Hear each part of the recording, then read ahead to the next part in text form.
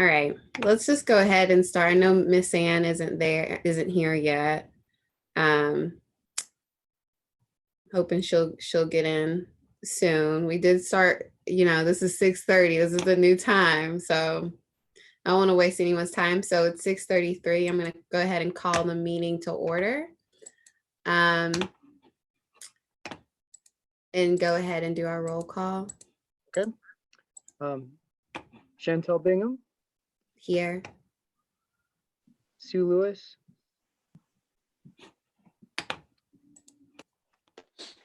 Sue, can you hear me?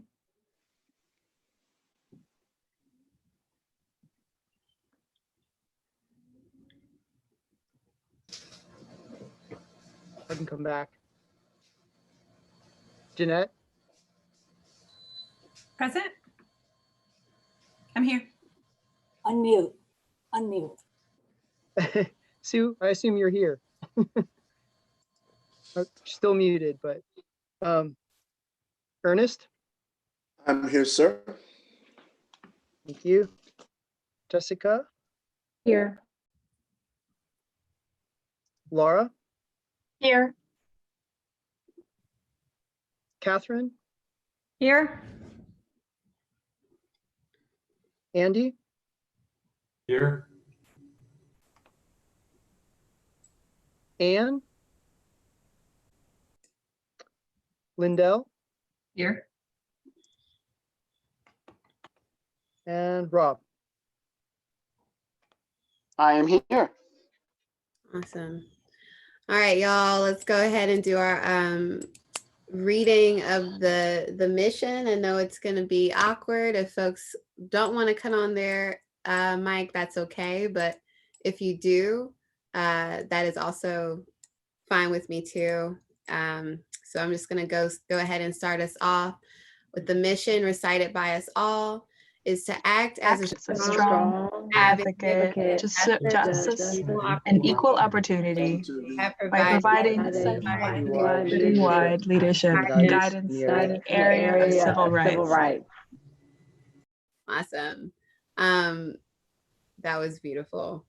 We're going to go ahead and go to matters by the public. I see that we have some folks here. Todd, if you could just go ahead and remind us all about how we're managing public comment for our meetings and how we're just going to be on the Zoom call. If folks want to participate, they'll need a login here, but we're not looking at Facebook or Twitter, even though we're live streaming. That's correct. And if anyone who's attending now would like to speak, and we have one hand raised, but if any of the other attendees would like to speak, I'll note down the order in which you raise your hand, and we'll give you a chance. You get 3 minutes to speak once we call on you, and we'll go from there. And then we have a second option for public comment towards the end of the meeting as well. So Chantel, if you're ready, I can help the first person be able to speak. And I believe that's Walt Heineke. Yep, sounds good. Walt, you should be able to speak now. Okay, thanks. Can you hear me? Awesome. Well, good evening, and thanks for showing up to do your work. When you were doing the roll call, I was wondering where's Olivia and Catherine? Are they still on? Catherine is still with us. Olivia actually had to leave our commission for some health things that she's going through right now, and so we're sending her some. Oh, bummer. Yeah, we miss her a lot. There were two Catherines. The Catherine with a C is no longer with us. Right. Right. Anyway, just to get to my comment, I won't take much of your time. I had asked a while back for some kind of a memo that explains which of the 9 recommendations that were made by the social justice organizations for reforming the Human Rights Commission had been addressed and not addressed by the Human Rights Commission. And I still haven't received that. It makes it really difficult to understand where you all are at. It makes it difficult to advocate. And it makes it really unclear. So I'm kind of left with the position of you're ignoring all 9 of those recommendations, because I haven't seen any evidence to the contrary. So I just would like to reiterate that I'd like to ask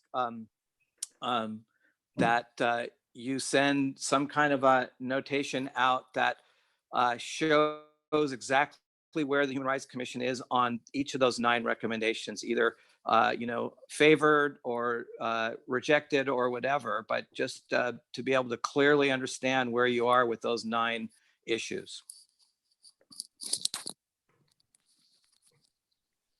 Thank you, Walt, for sharing. I do want to let you know that Jeanette Abinator, who has chaired our ad hoc committee on the whole thing, wrote a really comprehensive memo. It's actually in the packet tonight. So if you can find it, it's linked. I think folks should be able to go and see that link. We just, as a whole commission, we're constrained by COVID and could not meet before this. And this is the first time we're going to be able to talk through all of those points as a group, but you can go ahead and see at least the draft, which is really comprehensive. Jeanette did a really good job of it, is already in the packet, Walt. So thank you for your comment. I do also apologize for the time it's taking to get back officially. I understand that's a barrier. That in itself is a barrier. All right. Todd, who's We have a second person with their hand raised if you're ready. Yeah, I think so. Do other folks want to make a comment to Wall? I think I tried to represent everything that we've been up to as clearly as possible. Sue? Yes, it is on the agenda. It's under number 4, business matters. B, response letter to social justice organizations. It's on our agenda for some discussion tonight. Awesome. All right, let's go ahead and I think Alex, Todd. Sure. Alex, you should have the floor.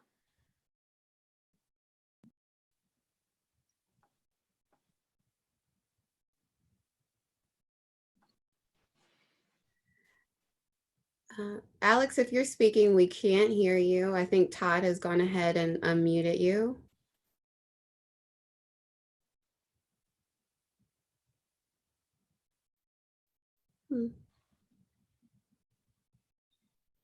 Am I the only one who can't hear?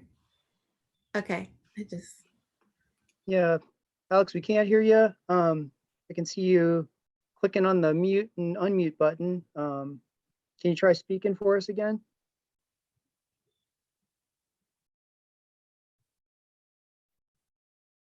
I don't know if Brian is there and can take a look at if he sees anything that we don't in terms of allowing Alex to speak. I don't, Todd. He would have received a telephone number. He could try calling that number in his email receipt, registering for the meeting. That'd be another option. And just it's star 63, correct? If people want to raise their hand with the phone. Star 9. Oh, it's star 9. Okay.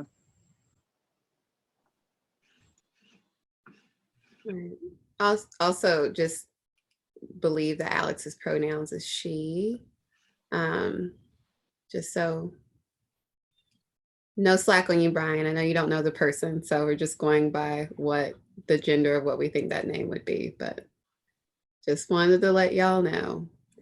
Okay. Can I ask a question? Oh yeah, sorry, Jeanette. No, that's okay. For Walt's comments, I noticed they're in the email that you sent us, Todd, but I don't see them in the packet, in the board packet. They were number 2 in the email that you sent us. I'm sorry, the letter was number 3 in the packet that you sent us, but it doesn't look like it's in the. So on the agenda, because it's a draft document. There's a link on there, yeah. On the agenda, there's a link, yeah, and it's publicly accessible as well. Okay. Only commissioners can edit, but the public can click on those links and view the letter. Okay, sorry about that. Yep, no problem. All right, I'm sorry, Alex. that I think it seems like your mic isn't working. And I just want to let you know that we do have 2 opportunities to do public comment. So we can get you at the end of the meeting if that's okay, and see if it works again. Maybe connecting by computer. I'm not sure where you're at. Actually, you could be on your computer already. So, Miss Ann, we also can't hear you, but I'm gonna let the record show that Miss Ann is present, and we can't hear you speaking. All right, this is getting kind of awkward. Can we go ahead and like move us on? I'm gonna go ahead and close out the public comment if there's no more just folks in the audience that want to make a comment, or if there's any responses by our commission. Okay, I'm getting some live. All right. Todd, I do have a question. So if folks are like direct tweeting me just comments and things, we can't, that it wouldn't go into this log as a public record, right? That's too much going back and forth. We only can monitor this. Yes, and you can't selectively monitor some social Right. media feeds and not others, and allow some people to have the floor and others not. So our one opportunity for people to participate tonight is through public comment by joining the webinar either by computer or phone and raising your hand during public comment. Yeah, and we don't have the Q&A activated any longer on our meeting. So public comment would be the only time for you all to participate. I enjoy people tweeting at me, that's great, but I cannot look at those tweets as part of this meeting in the public record. So I really do apologize for that if you're watching. I'm gonna go ahead and move us through to any commission response by matters of the public.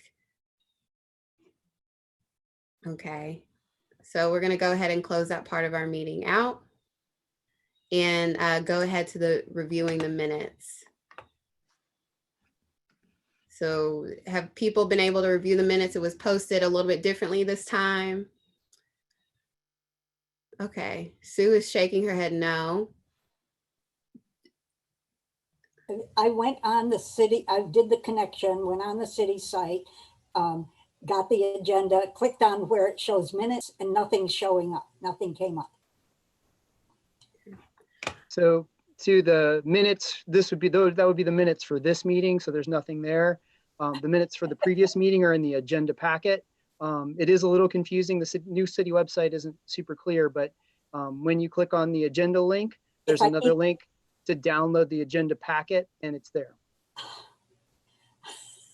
I am not interested in downloading anything more to this computer, frankly, if you don't mind.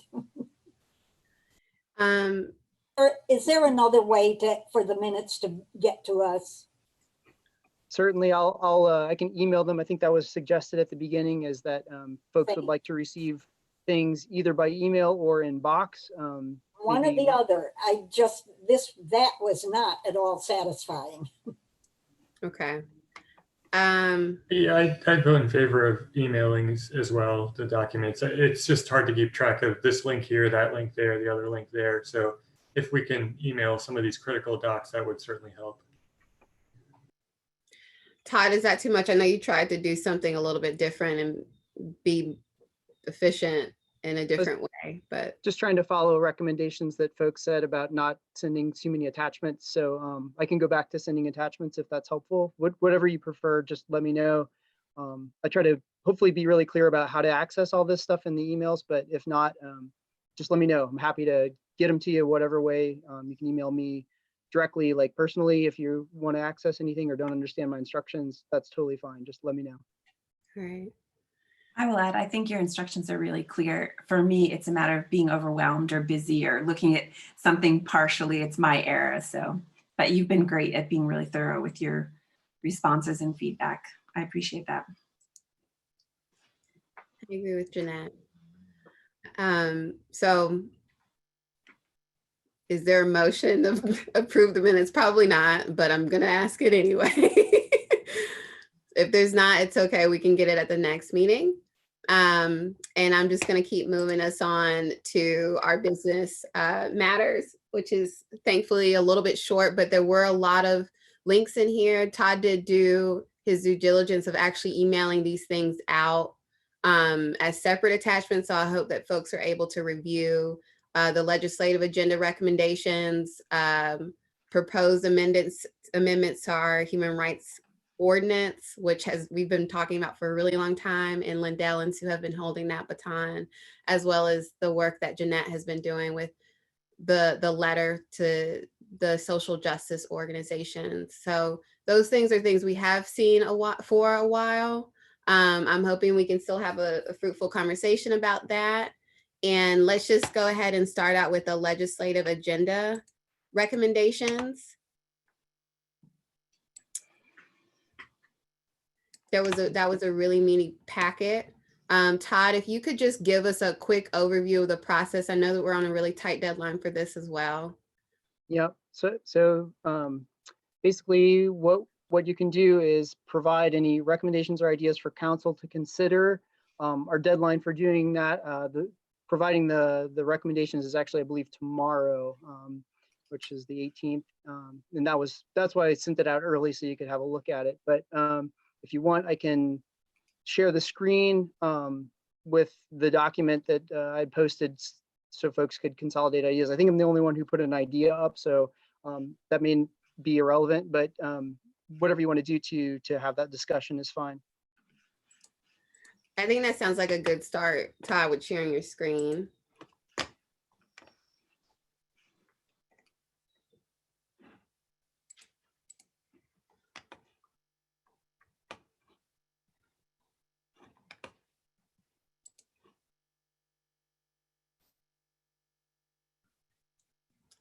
Were folks able to see the full length of the Thomas Jefferson Planning District committee work, as well as the legislative items for last year?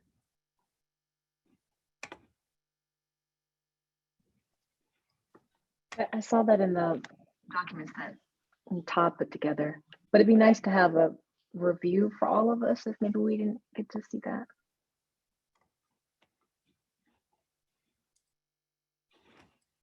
Todd, I don't know if there it is.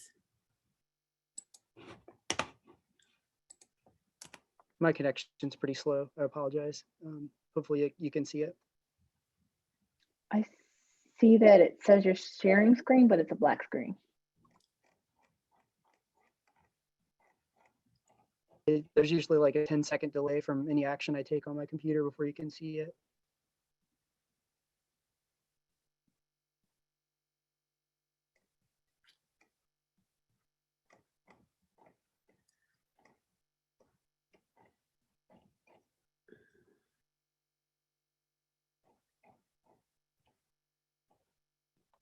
Are you unable to see it? We see it. I see it now. I see it. Yeah. Now, again, this is just a document that I was sharing so you could add ideas. There's only one idea on there that I put on there just for your consideration. If you want, I can also pull up the 2020 legislative agenda. I know that Jessica, I think, just suggested that that might be helpful to review. It's a bit of a long document. If you haven't read it yet, it might take a lot of time to sort of go through it step by step, but if that seems valuable, we can certainly do it.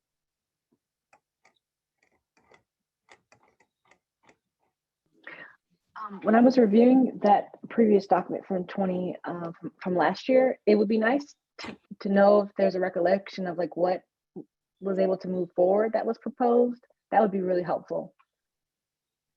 Yeah.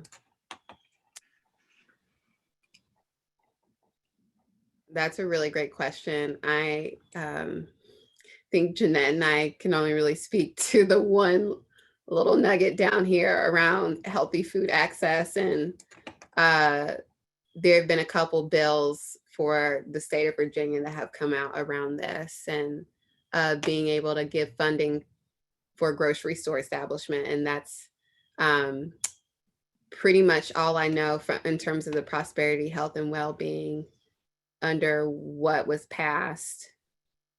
A lot of other things in here. I mean, it's a pretty broad packet.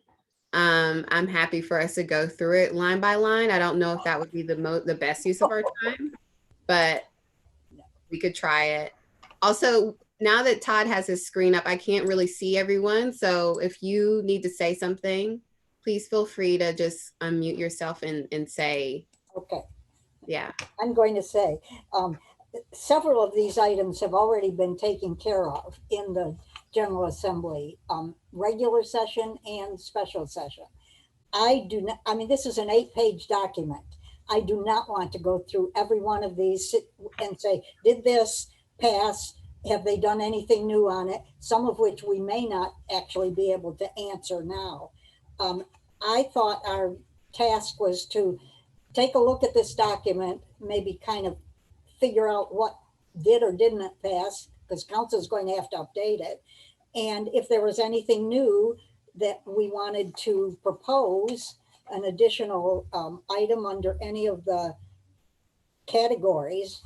You mentioned the prosperity, health, and well-being. There's budget revenue. There's public safety and local firearms regulation, criminal justice reform, clean energy and the environment. But I actually was impressed with Todd's recommendation on housing. Me too. I really was. I thought I wouldn't have any problem adding that to our, or putting that in as one of our recommendations. Frankly, I didn't come up with any other ideas under any of those categories that haven't already been taken care of. Mm-hmm. I agree. Are there any other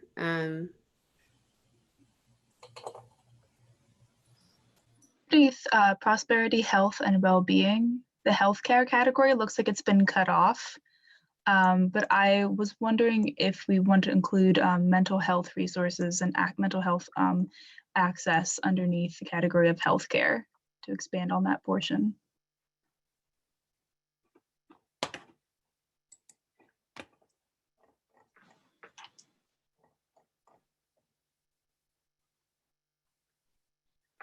I see what you're saying. I think that's a great suggestion. So Todd, if there is a suggestion around adding certain things, is the best thing to do draft that language and send it to you and just like plop it in this document?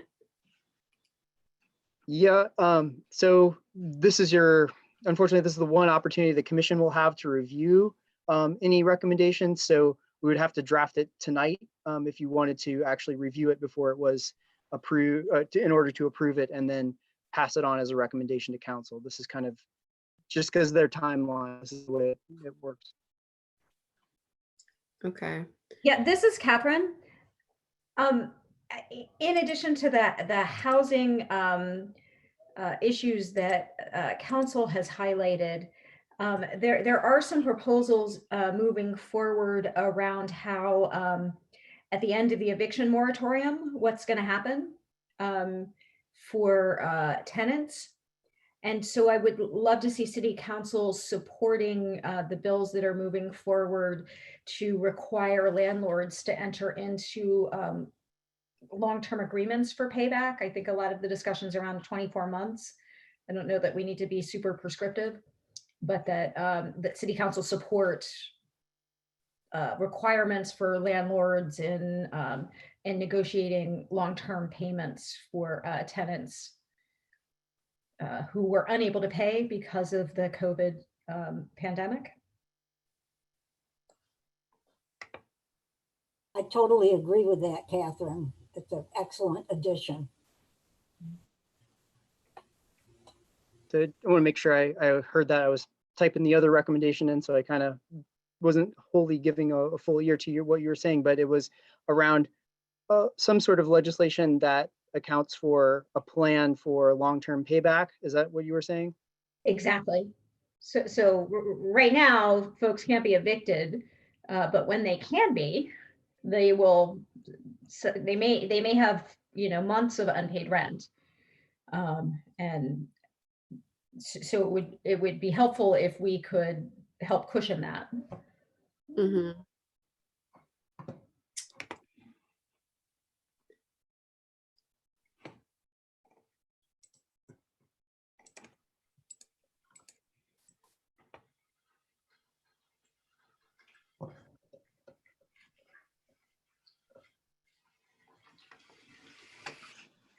Hope you can see the stuff I'm adding in there and it accurately represents what you're telling me here. I wonder if Laura has a little more flesh on that. Is there a specific area? You mean geographic areas? On mental health. Oh. Laura's the one that.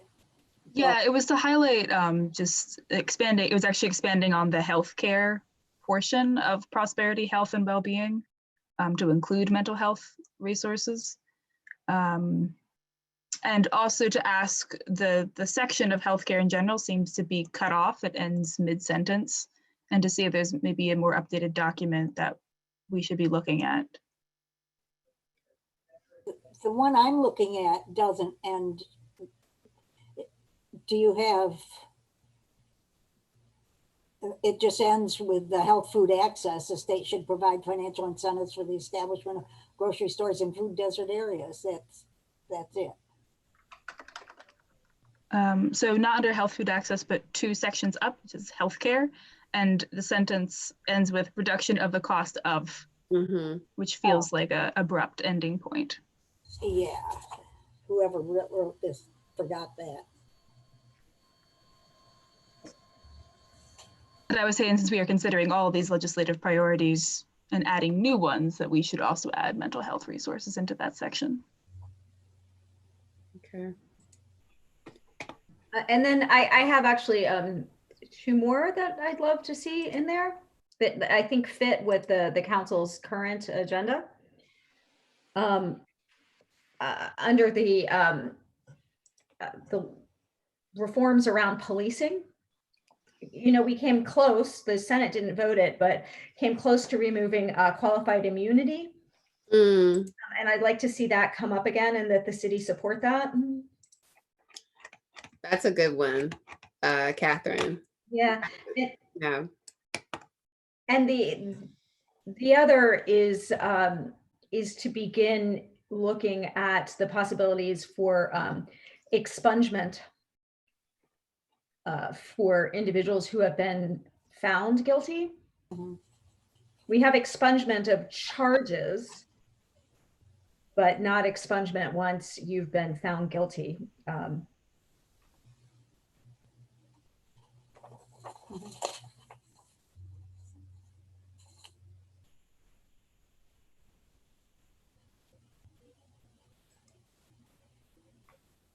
Forgive me, Catherine. So supporting legislation for expungement, and I'm not familiar with that term, but what are you saying here? Expungement removes a criminal record.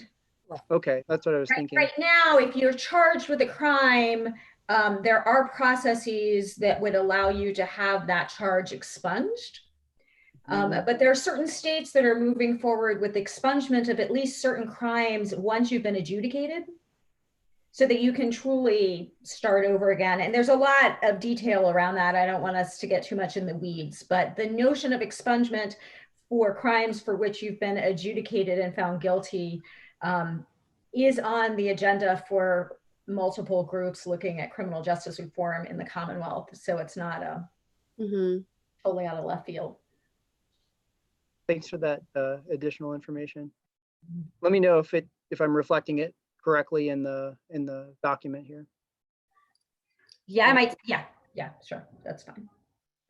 We should be able to go in right to this document and add to that. So if Yeah, Catherine wanted to come it's in all a in little box. later and like put in specific language. Sure.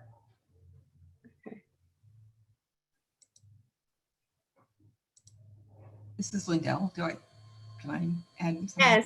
Yes, Lindell. I'm sorry, I really No, can't. it's okay. I know you can't see everybody, so I'm not sure if this is the right place for this or to bring this up, but I was recently told about families who are faced with looking at paying taxes on their homes in December, real estate taxes. And under COVID, many of these people don't have the $500 or $5,000, or, you know, $1,000 or $1,500 to pay their home taxes. And I don't know if that is something that can be addressed here, whether there can be delays in taxes, or whether that's simply a decision that the city of Charlottesville can make. But I'm just bringing this up as a potential issue for families in Charlottesville. Property tax is a local issue, not a state issue. So That's okay. So I didn't know that. That's what I want to make about sure. it, but I don't think it goes on this legislative agenda. Thank you. And would that be this? Sorry. No, I was actually going to ask you a question, Jeanette. So just let you finish. I was going to ask about if that, per what Catherine the comment you just made, Catherine, would that be the same for federal issues then too, would not go on this legislative agenda? There is an initiative to extend, for USDA to extend child nutrition waivers through the end of the school year through June 2021. But that's at a federal request, not state. Right. This is the legislative agenda of the city of Charlottesville for the General Assembly session. So I don't know if the assembly can advocate at a national level or not, but No. yeah. Nope. Jeanette, I know that you all met today, the interns met today, and that there is a meeting potentially on the docket for meeting with Delegate Hudson. Mm-hmm. Senator Deeds as well. So that did not, sorry, for some reason I thought it happened today, but it's happening in the future. Next week, yeah. Are there, and I know that you're leading the Healthy School Foods legislative team, and I know there's a grant that, you know, was recently gotten around that. Has that, I'm sorry, I'm like losing the words, but like have you all started to think about the legislative priorities for it, and you would like to see those things here? We have a list that we've been reviewing that the students went over today, but I don't have a turnaround on the discussion. Okay. That quickly. So I can't add to it at this point.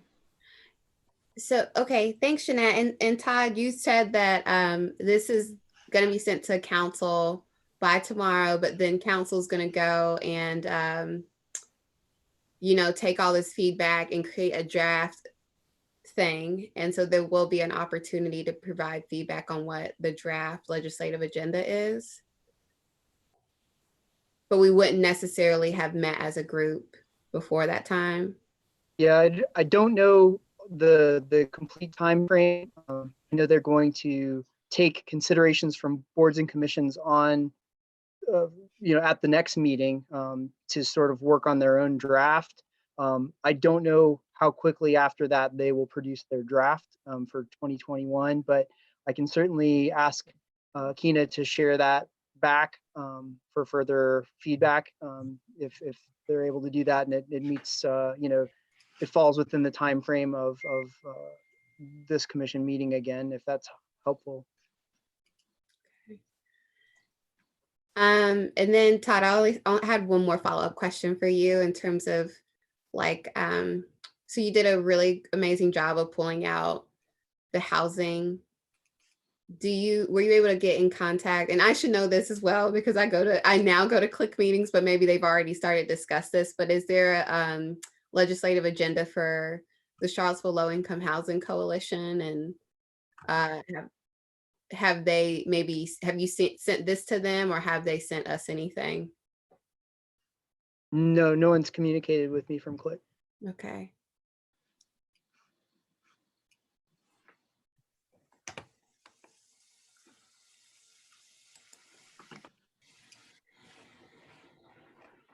All right.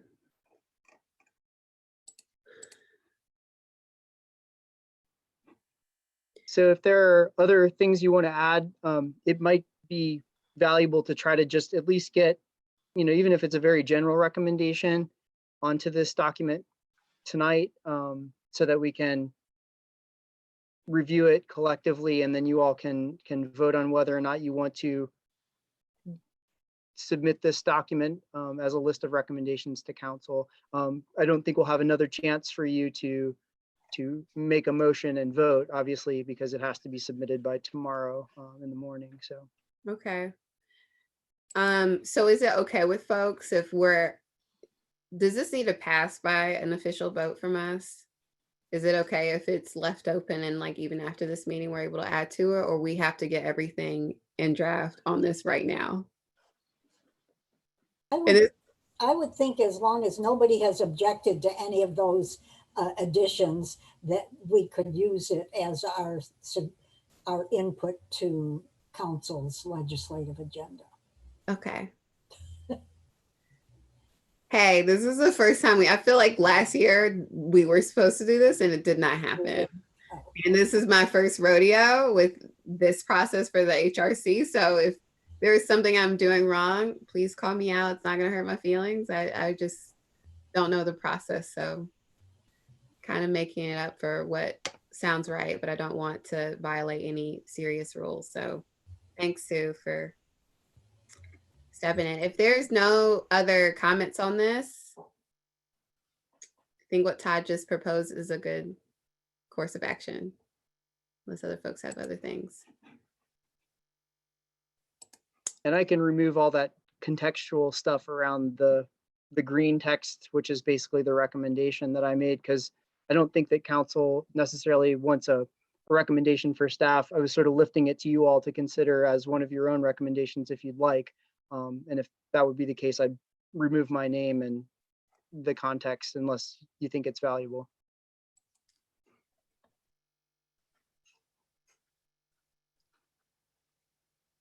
Could you say that one more time, Todd? So that you were preparing this document as a recommendation from the Office of Human Rights as a staff person? No, I created this document so that you all could add your comments ahead of time for the meeting, but I put my thought in there for you to consider if you wanted to make it one of your own recommendations. So by which I mean the set of recommendations does not come from the Office of Human Rights. It comes from the commission. Okay. And so if you wanted to adopt the recommendation that I put in there, I would remove some of that, that it's my idea or whatever, and then just kind of incorporate it into your list below there. Okay, that sounds great. I do think we like your idea. I love your ideas, Todd. It's a good one.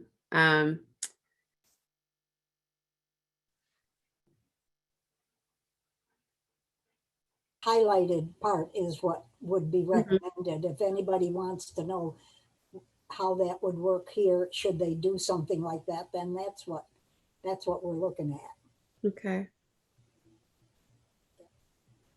Yeah, got it.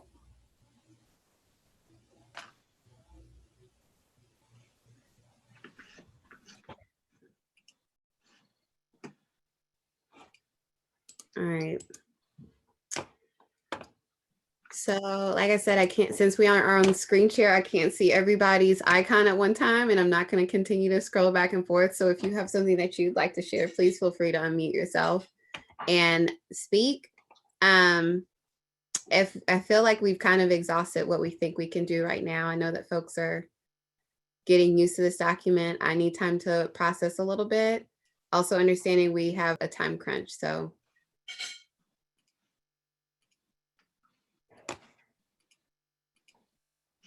All right. And we can't hear you.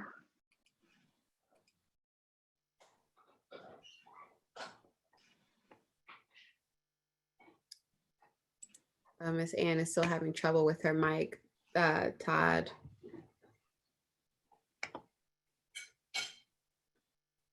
Todd, can you get this, stop the screen sharing for now?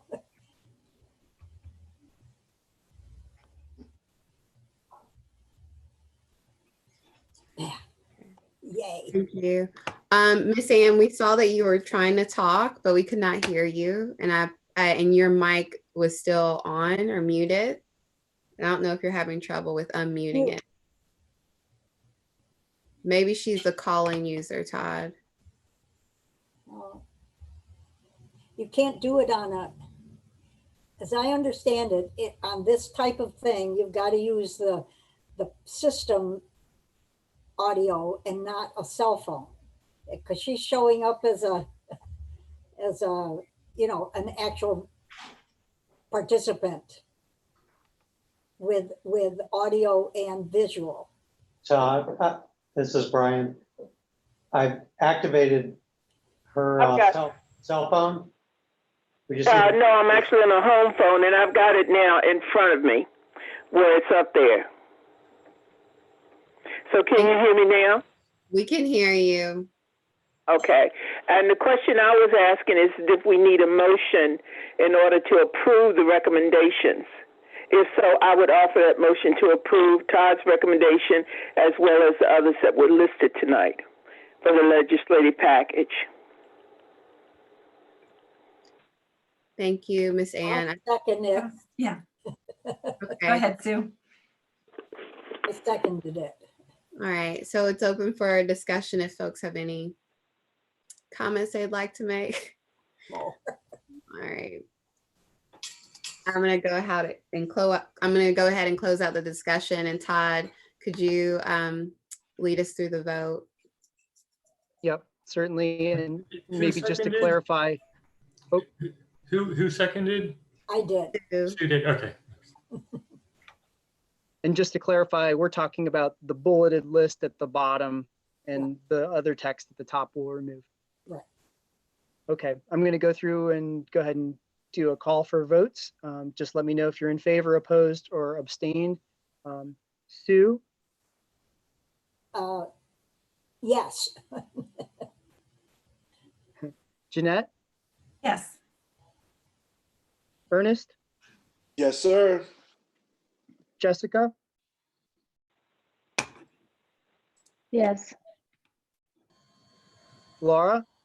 Yes. Catherine? Yes. Andy? I'm going to abstain. I'm having trouble accessing the entire file. Sorry. Anne? Yes. Lindell? Yes. And Rob? Yes. Yay. Okay. So Chantel, we didn't ask you to vote because you didn't need to break a tie. So we have 1, 2, 3, 4, 5, 6, 7, 8, 9 in favor and 1 abstention. Okay, that passes. Thank you all for being open to just engaging really quickly. I know it's a tight turnaround, and I think it still is important that we're able to give some feedback for it. So thank you for doing that. We're now going to go ahead and move on to Part B for our proposed amendments to the Human Rights Ordinance. And Sue and Lindell, if you all would like to just walk us quickly through, and then there will be, it starred because there is an action needed. And so hopefully someone will be able to bring us to a motion to pass. Okay. Todd, I hate to ask you to do this, but do you mind bringing up the document? No problem. I'll just give me a second. I'll pull it right up. Actually, aren't we looking at Jeanette's letter and seeing if we agree with everything that's in there? So Or is it you just want to deal with the points that we've already discussed? Jeanette's letter that she compiled for us is right after this, Sue. It's the next item. If folks feel like we should do that one first and then come to the ordinance, that's fine. Because the letter every piece in the letter is being addressed in the ordinance. And so to do the ordinance first and then come back and do the letter again struck me as the wrong, but I may be wrong. I kind of agree that letter informs some of these items that we're asking to change in the ordinance. Yeah. All right, that sounds good to me. So let's Would you like me to share the letter? yeah, let's do the letter first and then go on to the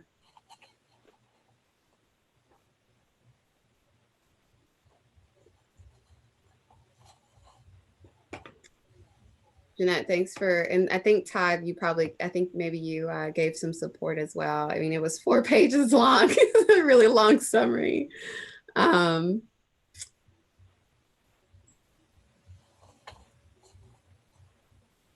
I appreciate that. Todd, I'm happy to share my screen if that's a little bit easier. I already have it pulled up.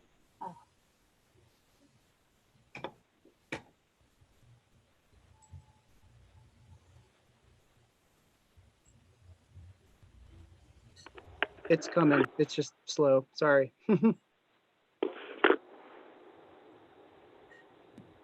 you see it? Not yet. No. All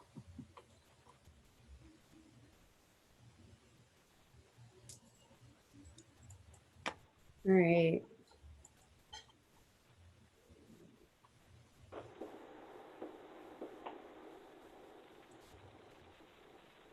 So I can go ahead and start scrolling down if you'd like. I don't know what level of review people have already given it, but we can certainly jump to wherever you want to give your attention. Yeah, thanks, Todd. I did, this is the thing I sent back out to people after I cleaned up.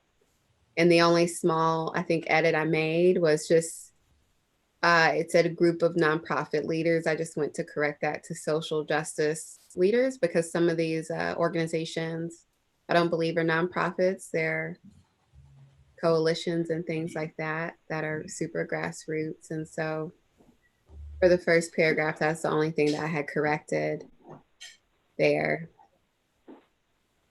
Chantel, would you like to share that version since you cleaned it up? This still has the uncleaned pieces on it because this is the one on box.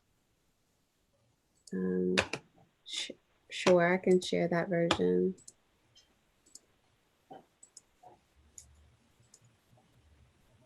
Do you want me to share my screen then? Yeah, if you have it open. I just have box open. Do not judge me for all my tabs. All right, can we see this? Yep.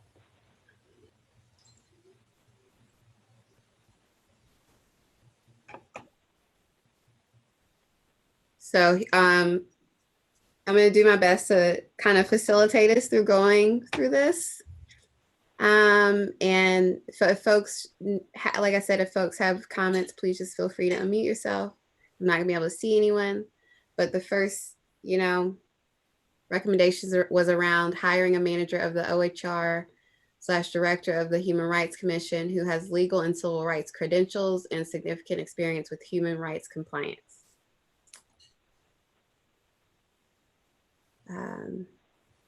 So this suggestion was discussed and included in the proposed Office of Human Rights Director position description as follows.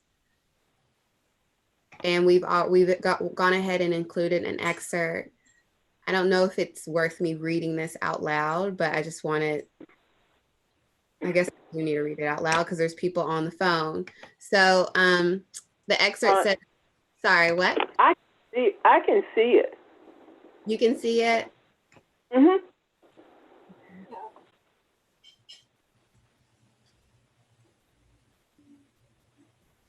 So are there any just comments on this? This is pretty straightforward. We included this, so I'm going to keep moving on.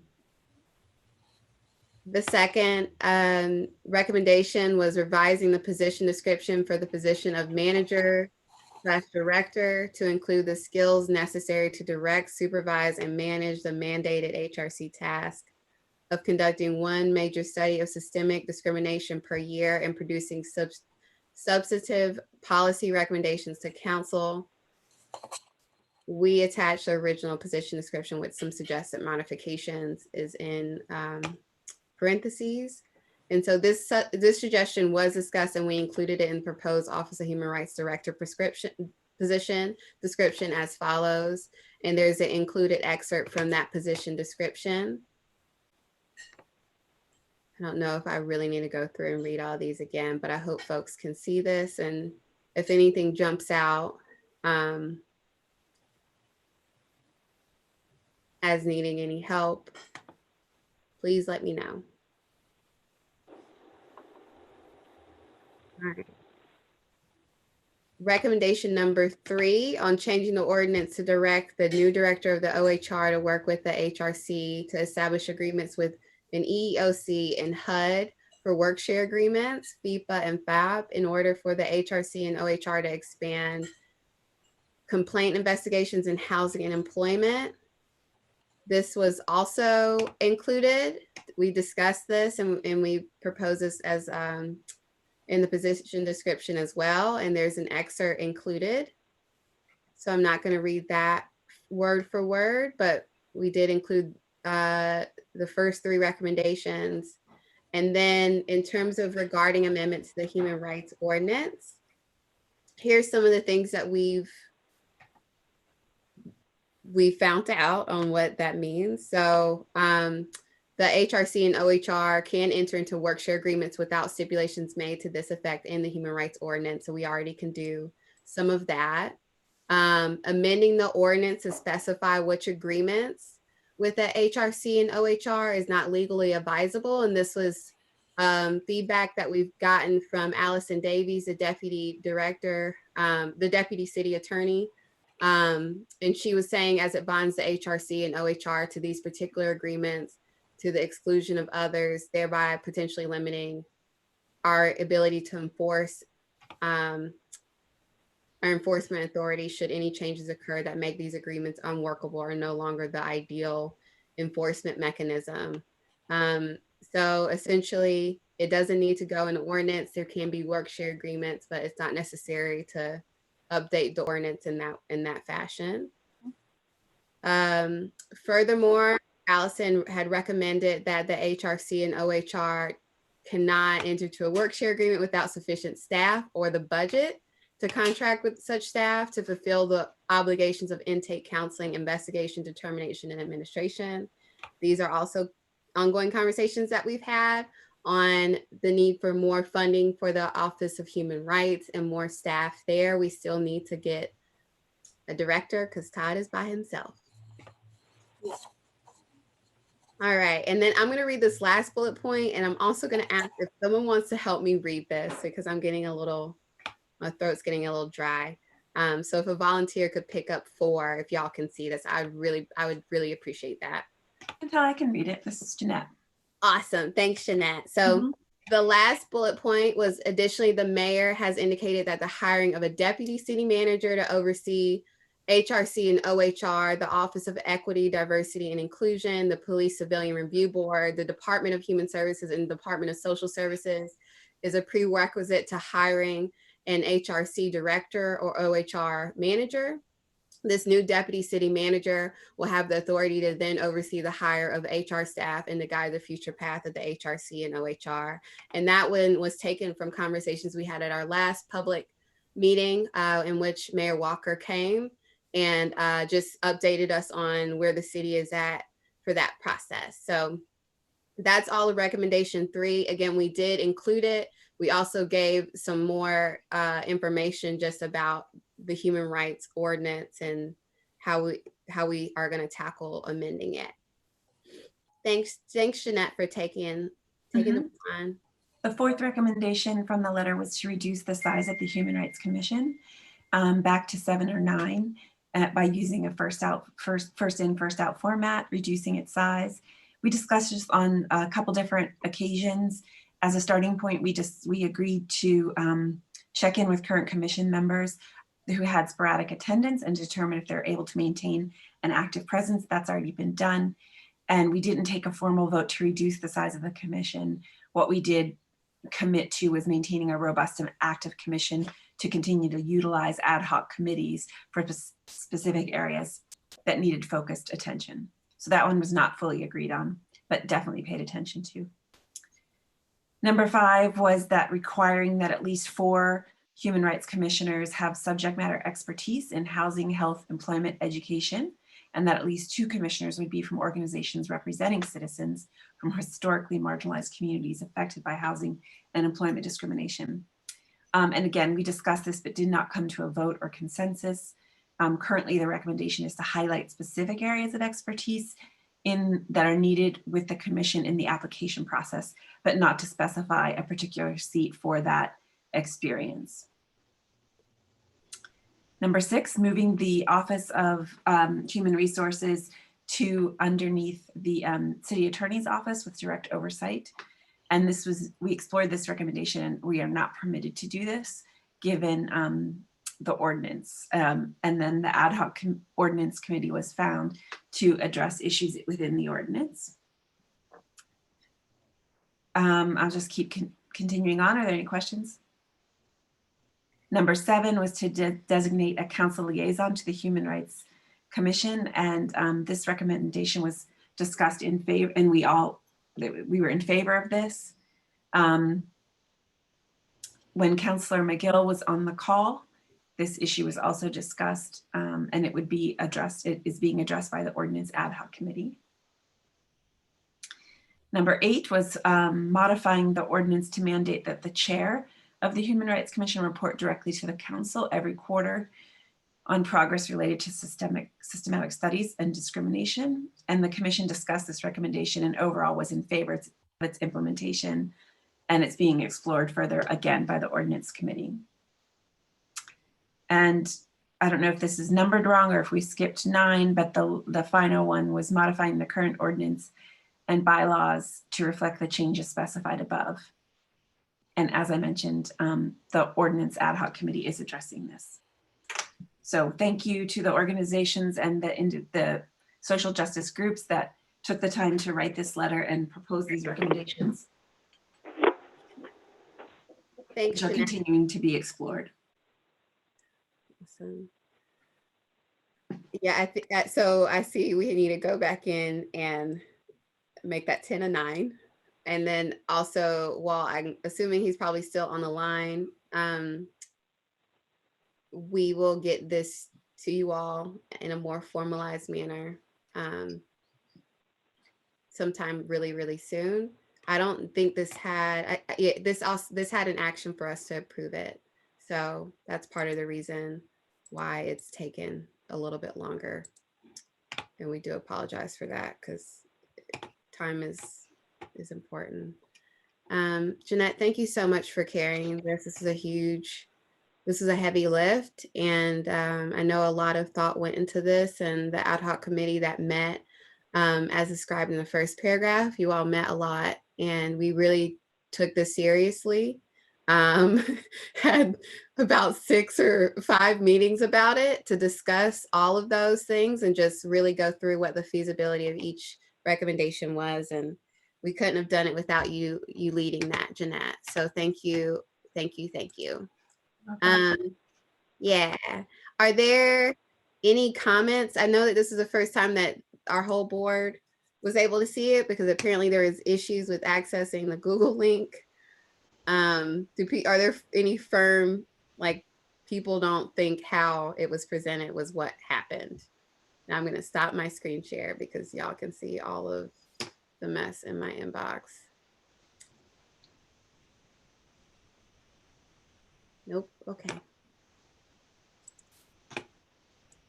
I think it's perfectly fine to send out to the various social justice groups. Okay. All right. So we if there aren't any more points on that, we can do that as soon as possible. Todd, I know that maybe they emailed you us to first. We'll have to relocate the thread where this originated from, which I feel like it was months ago because there was so much for us to go through. But so originally Jeanette had sent out a Google Doc link, and then in the attempt to consolidate all of our documents into one space that could be accessed by anybody with any email account, it moved to Box. And I sent that link out a few times. So the current working draft is in Box. So I would say if you want to make any changes, go to Box, clean up that one, save it there, and then we can export that and send it, just so that there's not multiple versions of it and makes it clear and easy to find. okay. And then in terms of sending it, could you just help me to do that? Because I, to be honest with you, I don't remember exactly who sent it and what email it came out of. So that would be helpful. Are you saying the original letter, you mean? Yeah, just maybe Sure. it's for Mr. Heineke's email.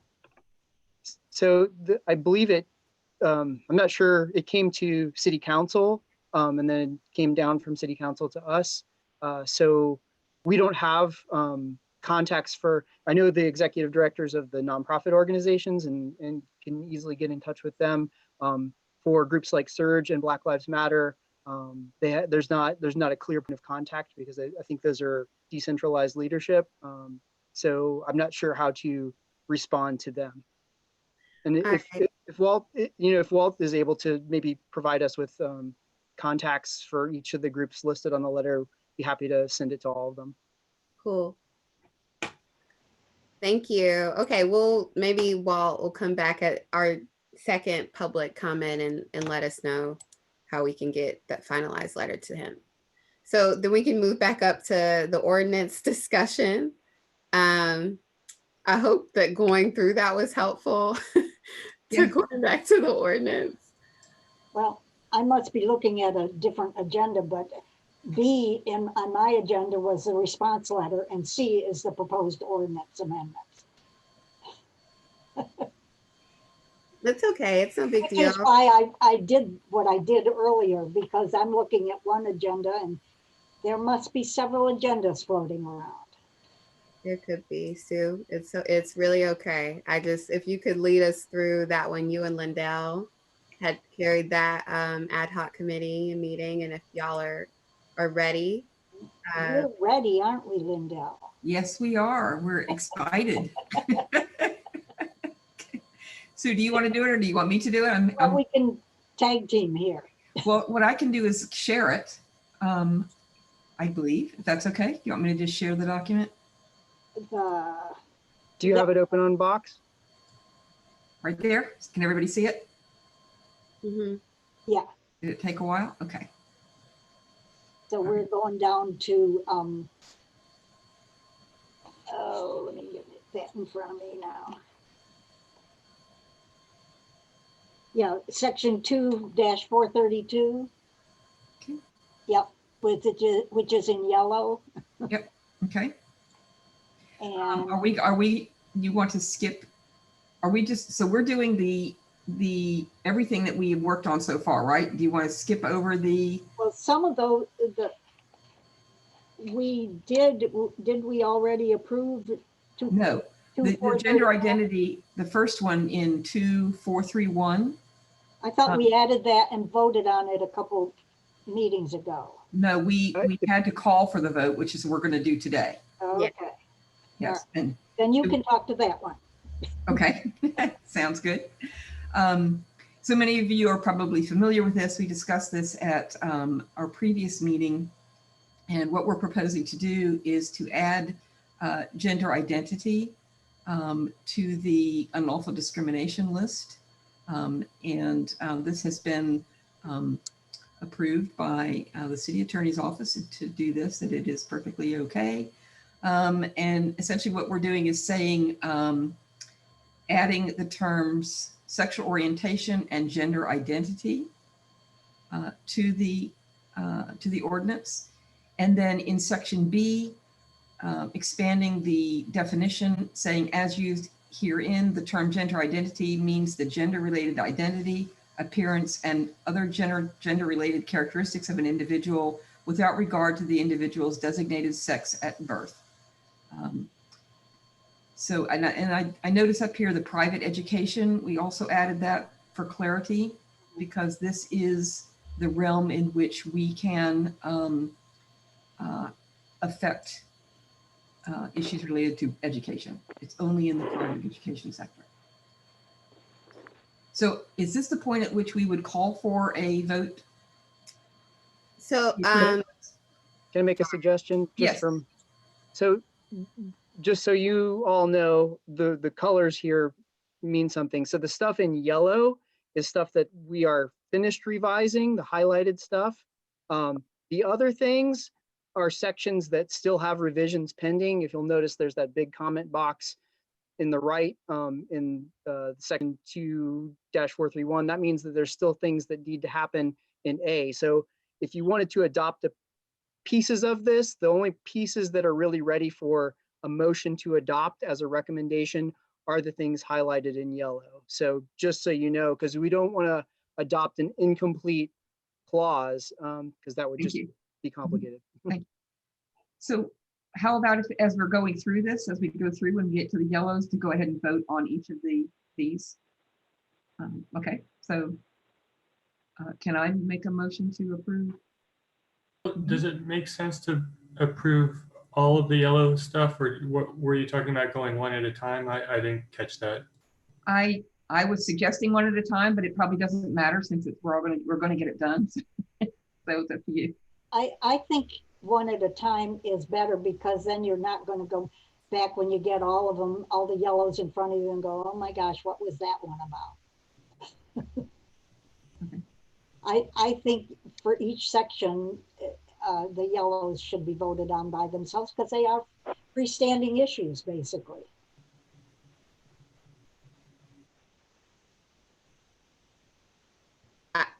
So I guess folks are looking for me to say something. I think going ahead and putting up a motion separately is a good, as Sue suggested, is fine, is a good idea. So I would like to propose the adoption of 2.431B. Putting it to the vote. all right, do we have a second? Second. All right. So I'm going to go ahead and open it up for discussion.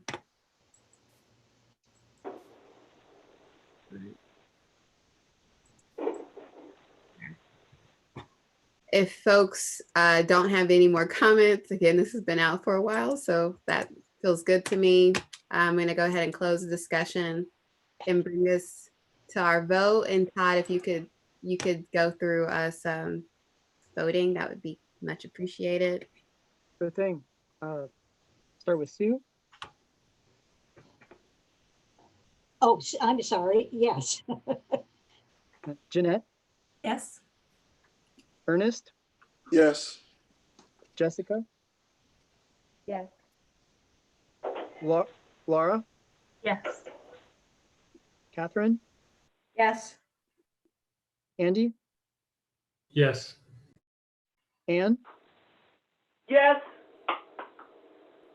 Lindell. Yes. And Robert. Yes. Okay, that's all in favor. So that's 10 in favor. Nice. All right. Beautiful. All right. I'll So- do the second one. okay. Section 2-432A. We've had some discussion about this before. Whoops, don't go away. Lindell, put it back to where I can see it. Thank you. Because my actual, everything I print looks different than what everybody else is showing me. And I don't know why. But anyway, it starts up, there's a hereby created in the city of Charlottesville, a Human Rights Commission consisting of no less than 9, which is the current ordinance. And we would like to add, and not more than 15. The ad hoc committee discussed fairly extensively pros and cons of staying small, getting big, how big is too big, etc. And it seemed that 15 was a reasonable number. Obviously, that's open for discussion. And it further goes that it's appointed by the city council. The commission membership shall be broadly representative of the city's demographic composition, not just the population, with consideration of racial, gender, including gender identity, transgender status and sexual orientation, religious, ethnic, disabled, socioeconomic, geographic neighborhood, and age groups. And we're taking out within the city so that we can, in fact, expand our commission with priority given to applicants with demonstrable ties to the city. If you're looking at an old one that we think this demonstrable ties to the city takes care of any concerns about stacking the commission with people from outside the city. For instance, a county representative or somebody from Greene County who maybe works for a city agency that would have demonstrable ties to the city and be concerned about the work that we're doing. So that's why that is there. And I asked about, did we have to have all of this language about the initial appointments, and Allison said, yes, we needed to have them. So that it takes care of section 432A. And I'm going to make a motion that we adopt this section as presented. I will second. Thank you, Robert. Thank you all. We'll open it up for discussion.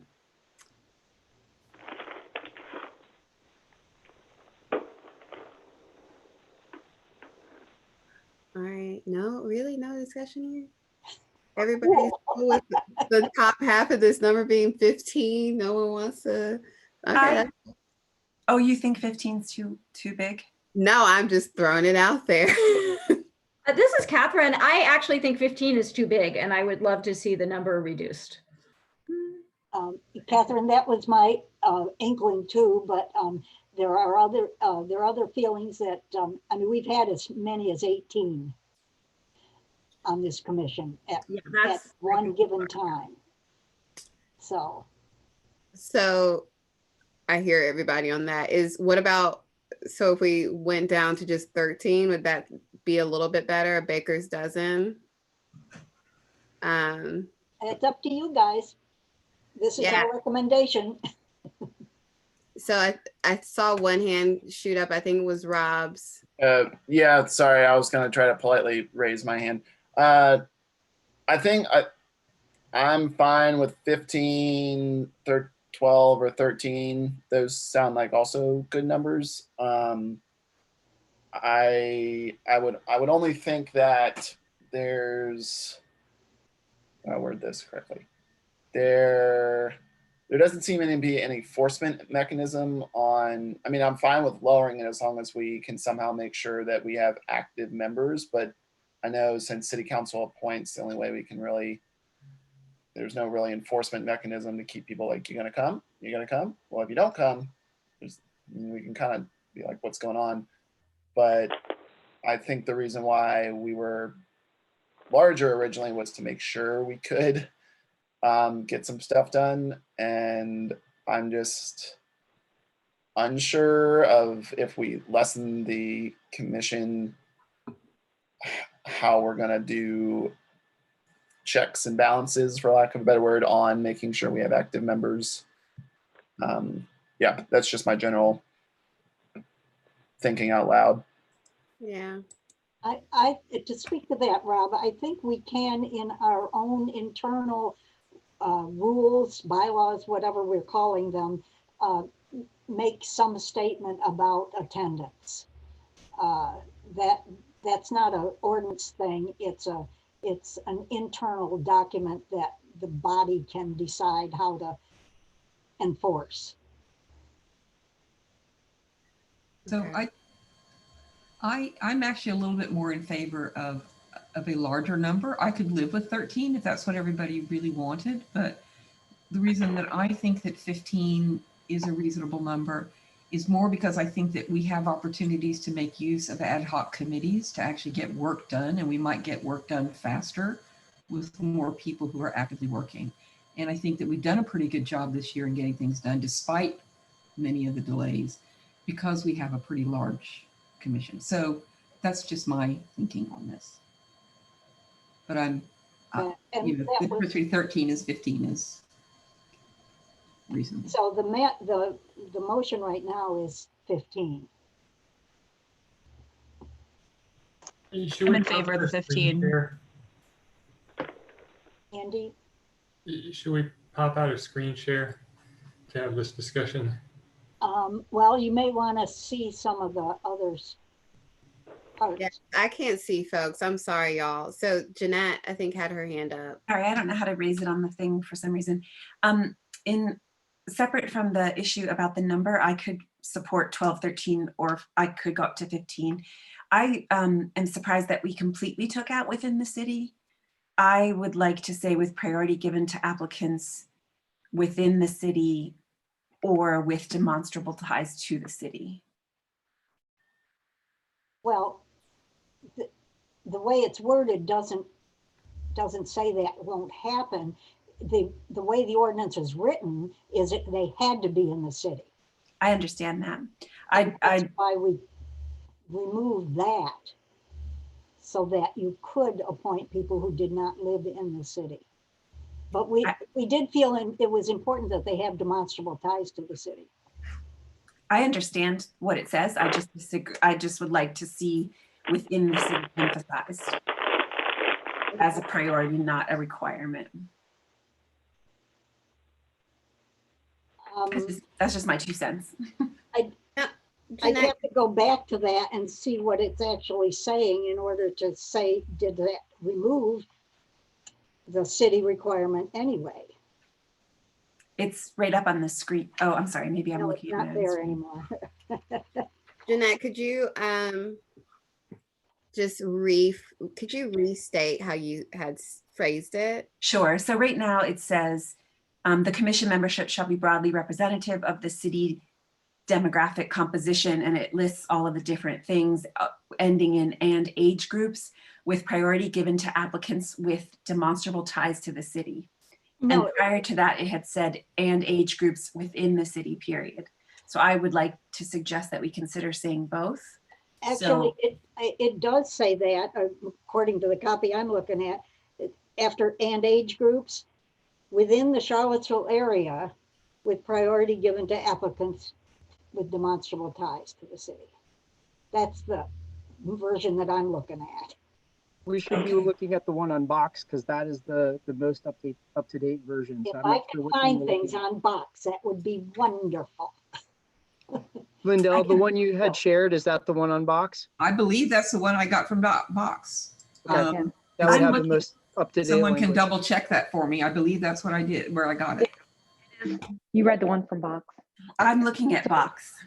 So you're not seeing that the right now currently on the Box Oh, I version see within that. the I city see is that. crossed out. Well, then I don't know what happened to within the Charlottesville area that came out of our discussion. During the discussion, Sue, you and Lindell decided that might be a good thing to remove. So that this version is the one I had open during our meeting with Allison and amended to reflect the language that you suggested. Well, it missed my notes then.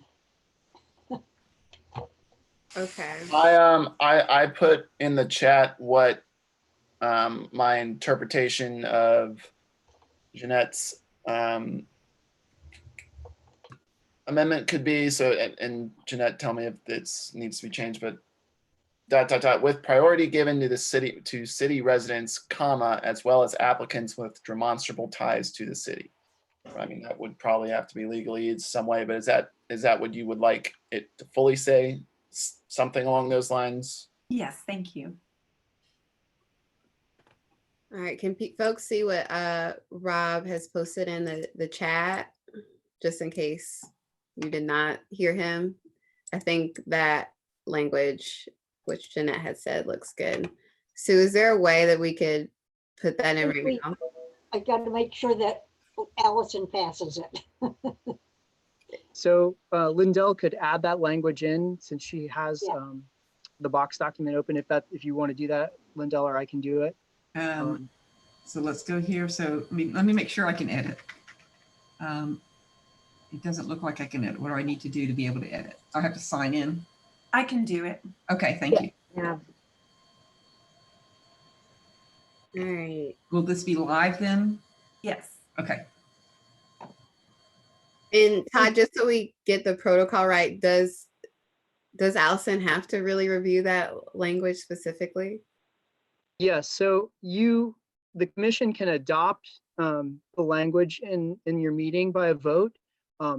The revisions will all go back to the city attorney's office for review prior to being given to council for consideration. Okay.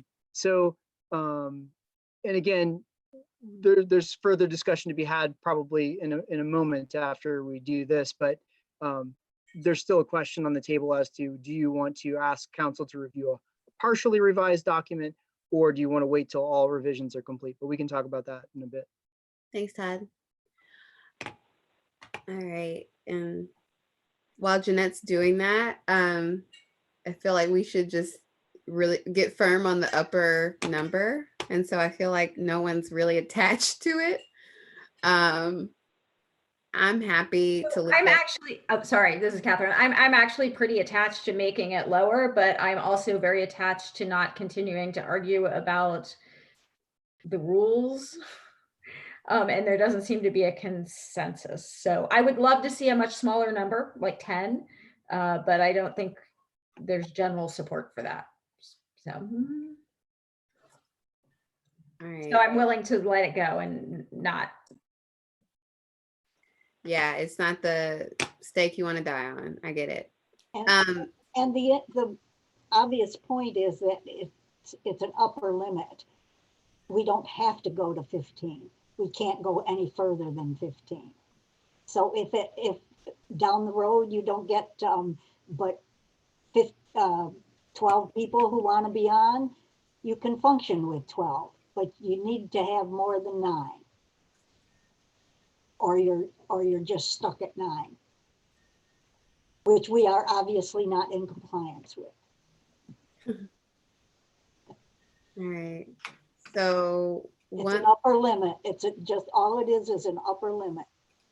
Yeah, I hear you, Sue. I think we have gone, like we have at one point far surpassed that upper limit. And so I completely hear folks.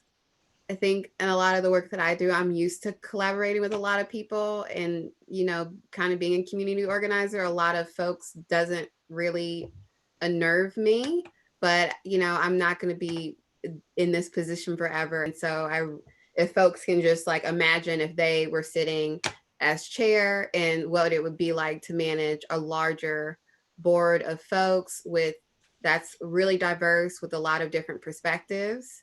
I think that's the way that we should be looking at this in terms of what feels manageable for the most of us. And yeah, something tells me maybe 13 is a little bit better or 11 is a little bit better. But if there's no strong, Catherine's clearly strong about this. If there's no other folks that will back her, then we'll move on to a different part of the discussion.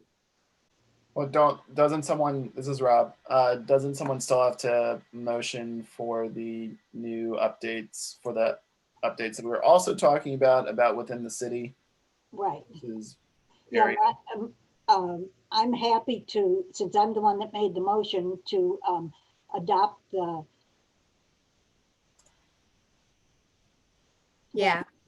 section A. I'm happy to, the maker of the motion can accept friendly amendments. And that to me is a friendly amendment. Okay. I don't think, and Lindell, you can jump in here, but I don't think that goes against what we were trying to do. I think it's fine. Yes. Yeah. Yes. So as the maker of the motion, I accept this friendly amendment for the area that follows and age groups. I'm not seeing an update. Is there some reason? Do I need to do something? Can you You may refresh have to your screen? refresh. Yeah, it's updated for me already. It was there, Linda. Yeah. Oh, I see it. I see it. I'm sorry. Yep. Awesome. Within it, okay, so and age groups within the city. No, with priority given to With city priority residents. given to, take out within the, just comma, with priority given to city residents as well as applicants with demonstrable ties to the city. That's fine. I Yes, totally accept that amendment. that is what we intended, I think. Got it. Yeah, I think so too. Beautiful. All right. So the motion is still on the table around these amendments, and You want to call the vote? I will, if there's no other folks aren't feeling strong about this number, we'll go ahead and call it to vote. Yeah, I'll go ahead and close out. All right, so we're gonna go ahead and close out the discussion session, and Todd, if you could lead us through a vote. Okay. Okay. Sue, Yes. Jeanette, Yes. Ernest, Yes.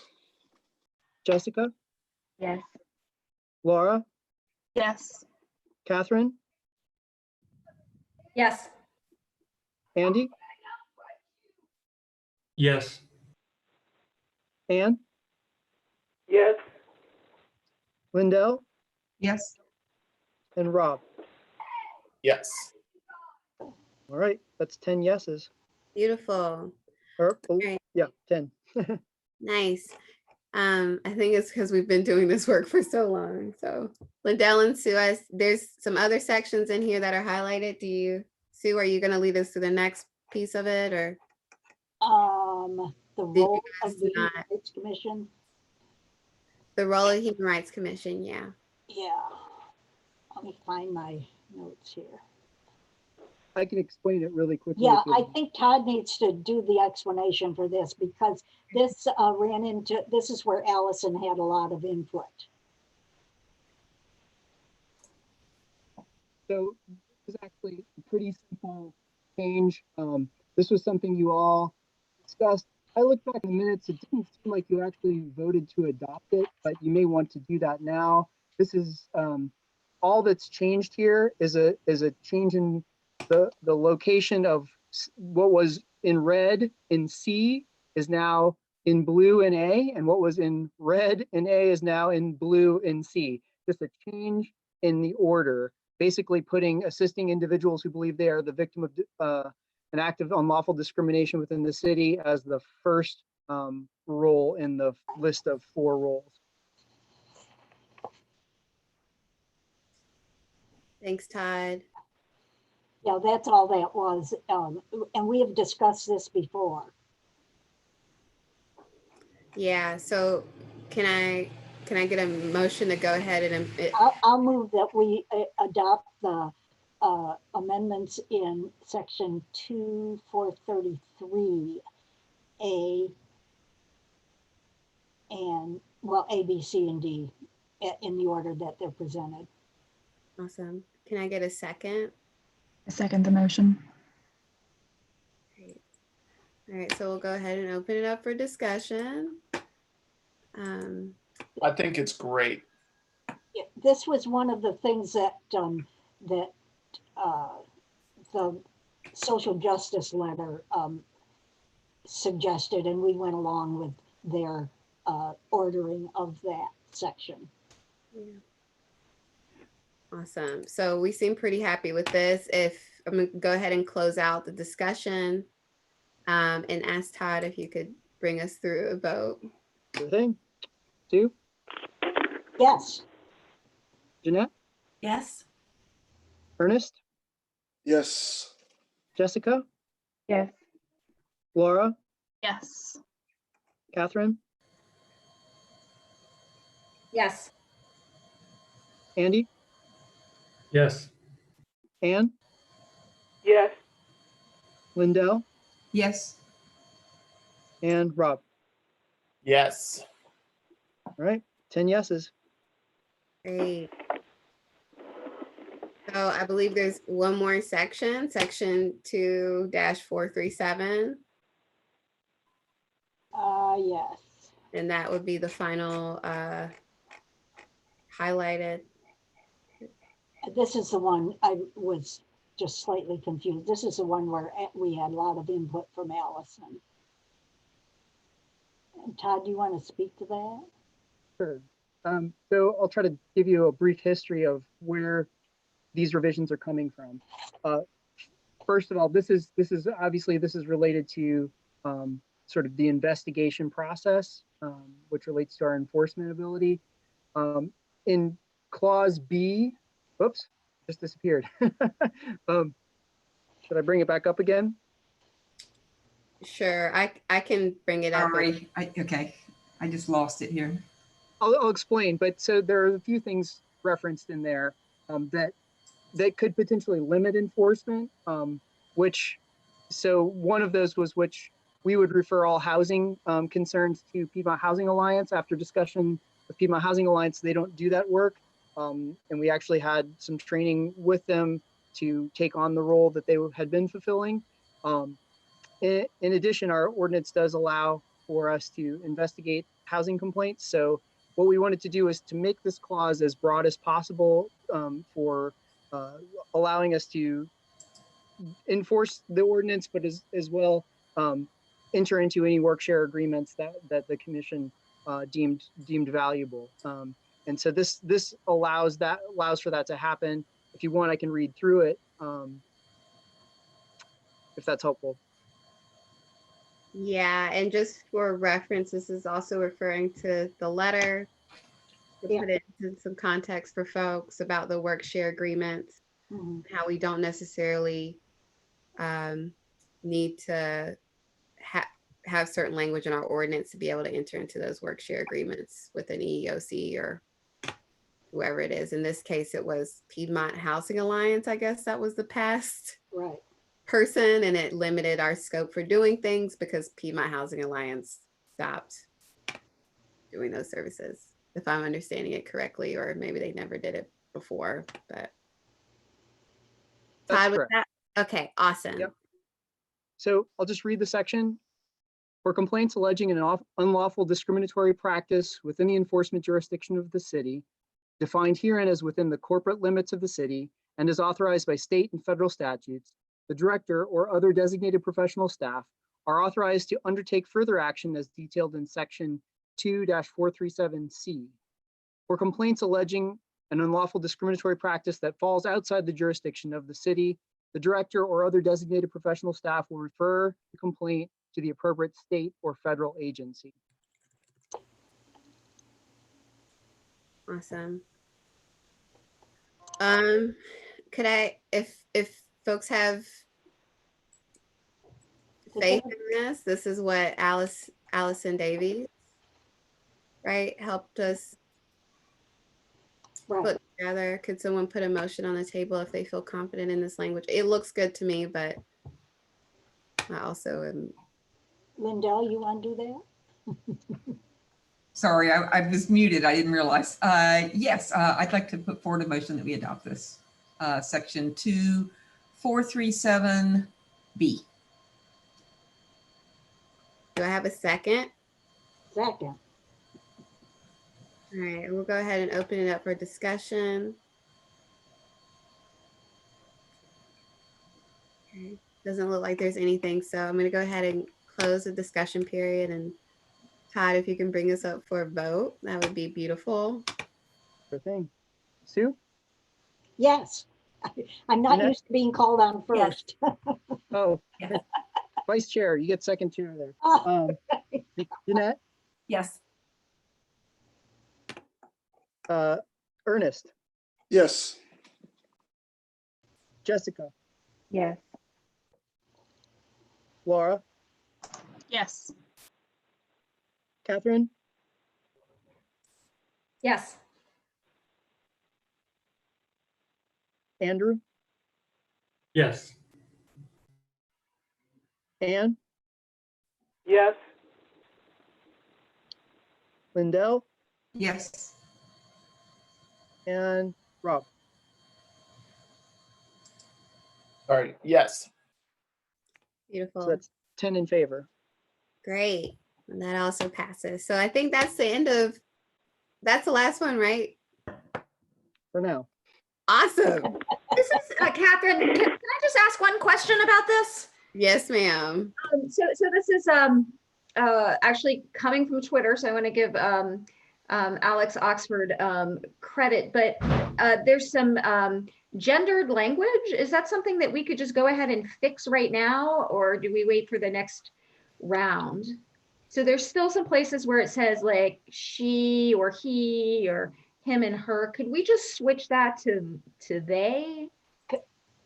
Catherine, thank you for bringing that up, because we've got at least one more meeting that this ad hoc committee has to do.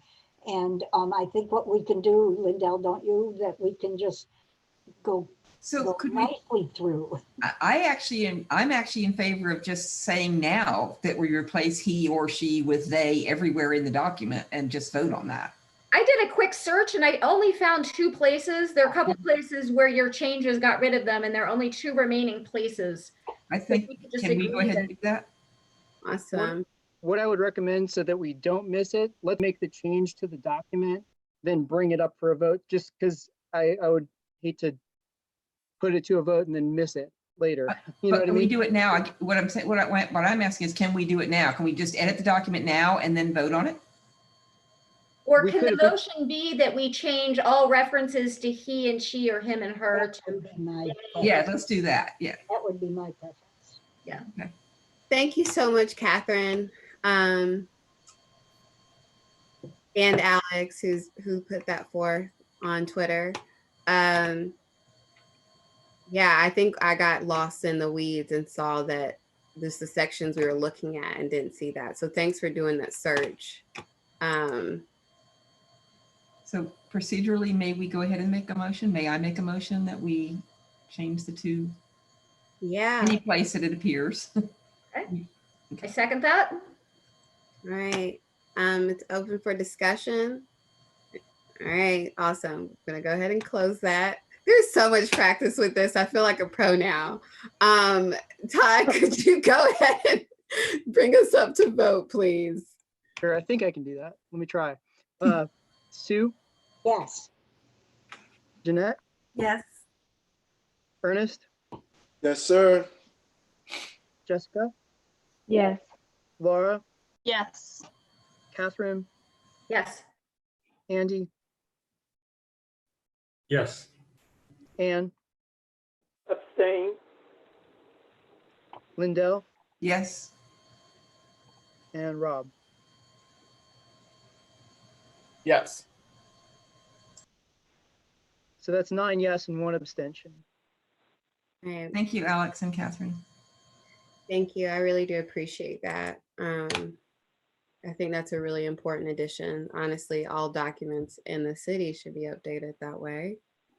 But I'm happy we can do that for our board. So, I'll commit to making the changes on the document in box so that it gets done. okay. Sue? Yes, there was some discussion of how to do this, and my recommendation is that we hold all of these changes that we have approved until we've approved all the changes to the entire document before we send them on to the city. You are leading us into the next part of our discussion, Sue. Good. Chantal, can I just ask, would it be okay for Jessica to make those changes right now? She's able to edit within the document. Absolutely. Do it like your life depends on it and don't miss any of them. Miss Ann? I think that we should go with the recommendation of the committee chairpersons, to let them take care of all the corrections and then bring it back. Oh, I wasn't disputing that. I was just saying she could make the edits right now.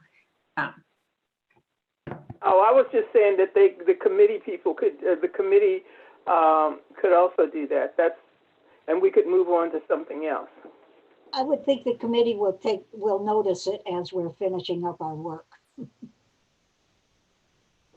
So thank you, Jessica, for getting us a head start on that. Todd, could you, so I'm going to go ahead and move us on to the reviewing of the Human Rights Commission applicants and recommendations. It is 8:13, so I'm trying to be mindful of folks' time. Todd, if you could help me with this as well, because I know that there was a lot of confusion today going back and forth on how we're going to do this process.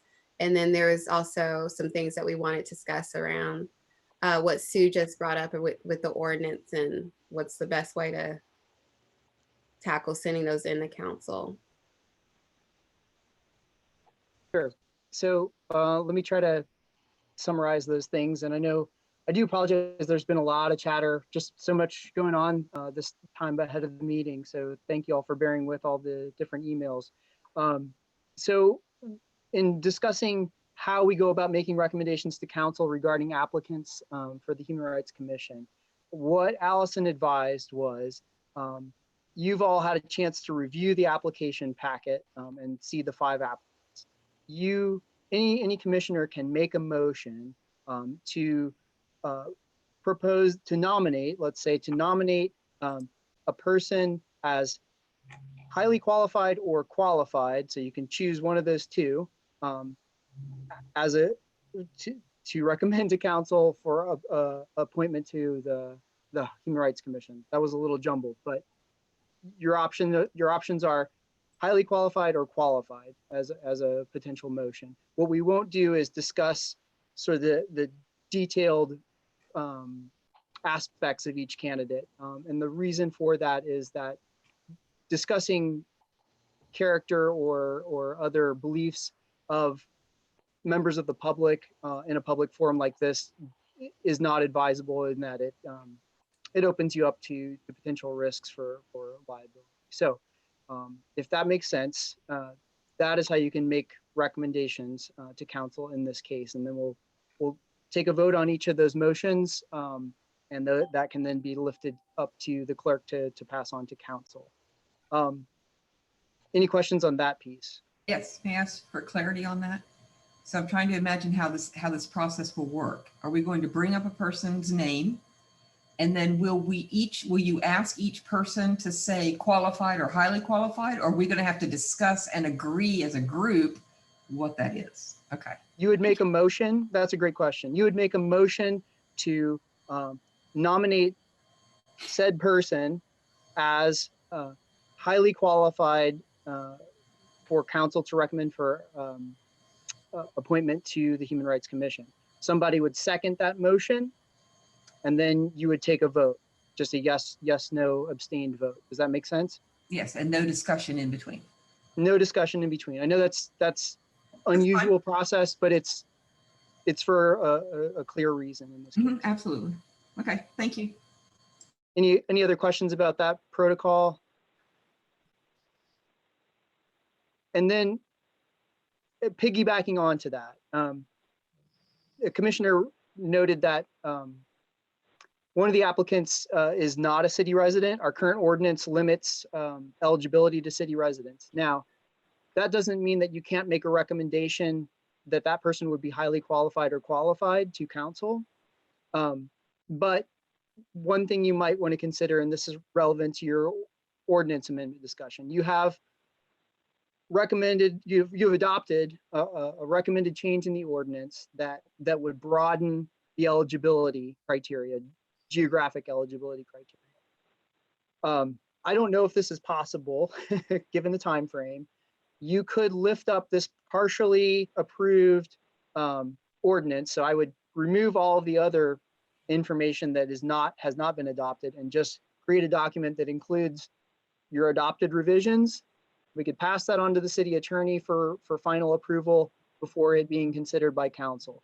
If this works, if council were willing to consider the amendments and approve them before making appointments to the commission, they could potentially consider the candidate who's not a city resident as eligible.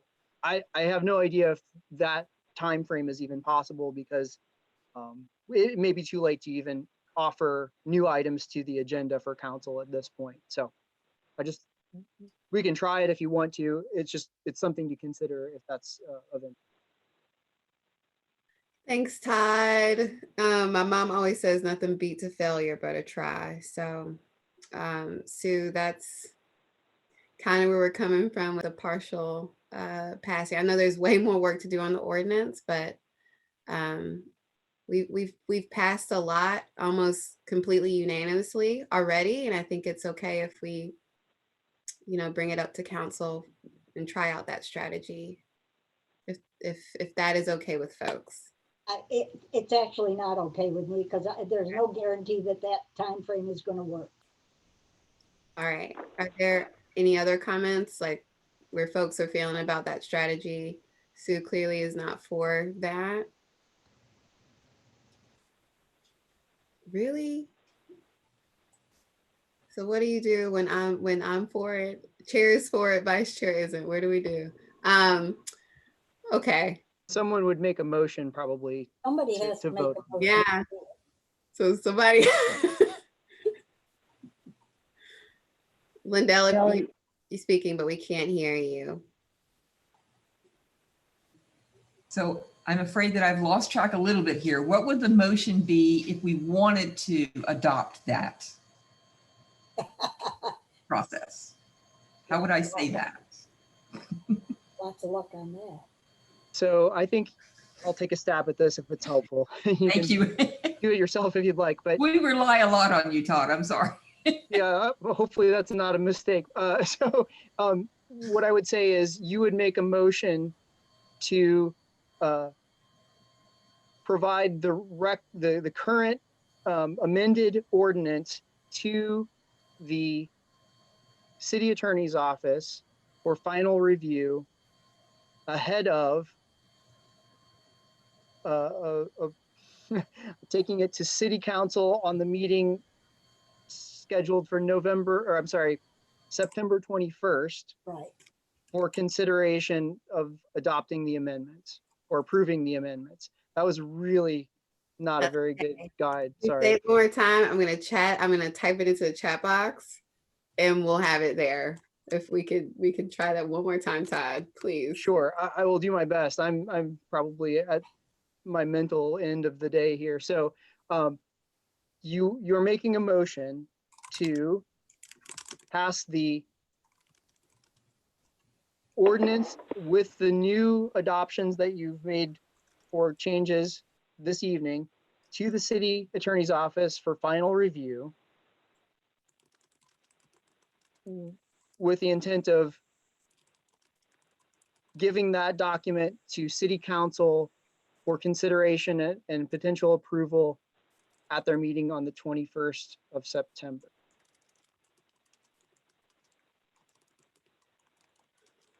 Okay. Are you typing it in? Yeah. Okay, and then I will read it. And I just want to should we add in here that includes the recommendation that we change the gendered language as well? Yeah. Yes. Everything. Yes. I just want to say, should I say that specifically in here, because it's, yes. You don't have to say, what you're saying is everything that we approve tonight. Okay. However, I'd almost rather, since it's a single issue, if you're going to make such a motion, I'd rather just indicate to the city council that we have already agreed to letting non-city people in, and we would like them to honor that until they get their full ordinance. That's my preference, which I'll vote against anyway. But okay, well, I feel that I'd like to go ahead and just make the motion, so I'll go ahead and do that. So I'd like to make a motion to pass the ordinance with the new amendments as of 9/17/2020 to the city attorney's office for final review, with the intent of getting the document to council for approval at their meeting on 9/21. All right. Do I have a second? I'll second. Awesome. So we'll go ahead and open it up for discussion. All right. If there are no discussion points. I've already heard mine. I know, I know, Sue. Just so there's no time to do this. Yeah, I know. I'm going to go ahead and close out the discussion, and Todd, if you could lead us through the vote. Sure. Okay. Sue, No. Jeanette, Yes. Ernest, Yes. Jessica, Yes. Laura, Yes. Catherine, Yes. Andy, Yes. Anne, No. Lindell, Yes. and Rob. Yes. Okay. So we have 8 yes and 2 no. Thank you, Todd, for doing that. Thank you for the folks that put forth the motion, and Sue and Ann, I hear your nose. We're sending it. I'm sorry. I'm sorry about that. Surprised when they don't deal with it. If they don't, that's also okay. But we at least tried. So all right. can I summarize what I think are the next steps? So what I will do is I will take the document, the current working draft that's on Box. I will save another version of that in Box, which I'll then pull out all the stuff that you haven't adopted yet and voted on. And just those 3 yellow pieces will be the parts that are in there for changes. I will send that to Allison. It may stop there. I mean, if the city attorney's office doesn't have the capacity to review it right now, then we have to just leave it at that. But I'll let you know as to the progress of it.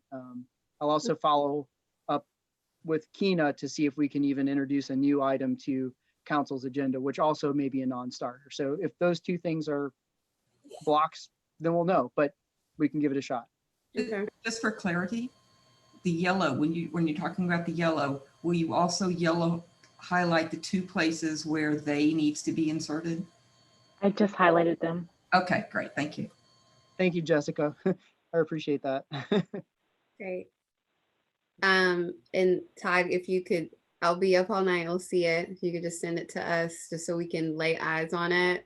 I know we're working a lot. So if you make a mistake, maybe I'll catch it. If not, maybe somebody else will catch it. People just be on the lookout for that. Okay, we're gonna go ahead and do the the thing, which is more voting tonight on these applicants. So I hope that folks had a chance to review everyone thoroughly. I was personally really impressed with the cohort that we have. And we're going to try to follow Todd's recommendation or Allison Davies' recommendations as close as possible. And so from my understanding, folks will have to nominate an applicant for highly qualified or nothing. The best way I think we could be able to do that is I could go down the list and call for a nomination. If that sounds okay to folks, we also could, I don't know, do popcorn or whoever people feel moved to nominate, I guess, in a more organic way. So those are 2 I'll options. make a motion to nominate Mary Bauer for recommendation to council as highly qualified to serve on the Human Rights Commission. Great. Thank you, Laura. Do we have it? I second. Awesome. And then Todd, this is not really we don't have discussion. So right? Okay. So could you let us vote, bring us to the vote thing? Yeah, okay. Certainly. Sue, Yes. Jeanette, Yes. Ernest, Yes. Jessica, Yes. Laura, I made the motion. Do I still vote? Mhm. Yes. Catherine, Yes. Andy, Yes. Anne, Yes. Lindell, Yes. and Rob. Yes. Can I interject a question before we go on? Would that be appropriate? If someone answered that they're not a city resident, how do we know if they're even in this area? Because we're not allowed to see their contact information. That's a good question, Jeanette. I think here's the part of the ordinance, if I'm understanding what we talked about, right, with demonstrable ties to the city. So we could kind of try to practice that tonight. And I think the applicant that you're speaking about had a lot of things that she does in the city. So But just to be clear, we have no control over the eligibility. All you can do is look at their credentials. Okay. And then make a determination as to whether you would nominate them as qualified or highly qualified. Thank That you. is up to the clerk and city council to look at eligibility. Okay, thank you. In that case, I would like to nominate Kimberly Dickerson as highly qualified. I second. nice. Ty, did you catch the second? Jeanette put forth the motion. Sorry. I have like, this is like the 8th motion on my sheet, so it's getting I know. really crowded. So who was the second? Anne? Okay, thank you. Okay, and that was Jeanette that was the put the motion forth. Okay, got it. All right. And I'll go ahead and call the vote if you call the vote. Yeah, go ahead. Thanks, Ty. You go ahead and lead us Sorry, through. I'm getting. Okay, so Sue, Yes. thank you. Jeanette, Yes. Ernest, Yes. Jessica, Yes. Laura, Yes. Catherine, Yes. Andy, Yes. Anne, Yes. Lindell, Yes. and Rob. Yes. Okay, it's a unanimous 10. Was the last one 10 as well? Yes. Okay, good.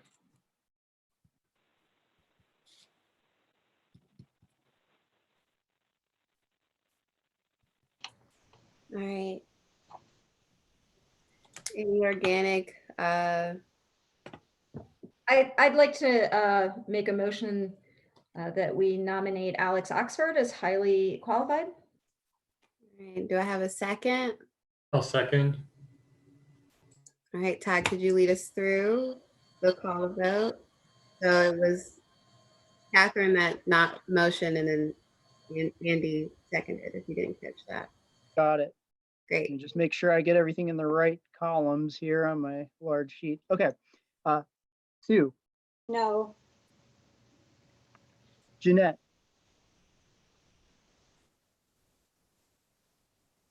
oh, Jeanette, did you say something? Sorry. Yes. Okay, thank you. Ernest, Yes. Jessica,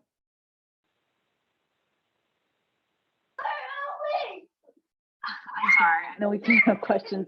I know we're distinguishing between highly qualified and qualified.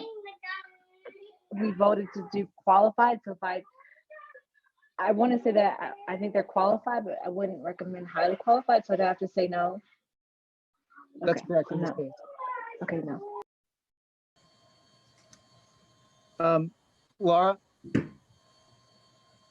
Yes. Catherine, Yes. Andy, Yes. Anne, No. Lindell, Yes. and Rob. No. All right, Todd, what we got? So that's 7. Or no, wait, 1, 2, 3, 4, 5, 6. 6 affirmative. You have the majority in this case would be 6. So I guess you've done that. Okay. Just let me know if I ever need. Qualified? I'd like to move that we nominate Alex Oxford as qualified. So Catherine, it passes highly qualified. Right. So we're okay. I just think it sends an odd message. If people voted no because they would have voted yes for qualified, it now looks like almost half the people voted against Alex rather than quibbling over a qualifier that is not. I agree with that point. Okay, and then Miss Ann. Yes, it doesn't really matter, in my opinion, whether she's been voted in as someone to send. The term qualified or highly qualified is irrelevant right now. If people say no, then they have to say no. And my reason for saying no might have been different from Jessica's reason. But, I thought we weren't going to discuss these. Right. We would vote on them. Thanks, Ann. And also, we're not, I don't think we need to send the vote. I mean, City Council can watch the meeting, but we're just sending that these are a highly qualified candidates. So I think it should be okay. Okay. Yeah. So we have 2 more candidates out. If that's one of. I'd be happy to nominate Tobiah Munt. Awesome. Seconded. All right. So Sue motion. Sorry, Sue, I didn't catch if it was highly or just. Oh, yeah. We're doing highly qualified. And then Laura seconded. Okay. All right, and could you go ahead and bring us to vote if you're ready? Sure.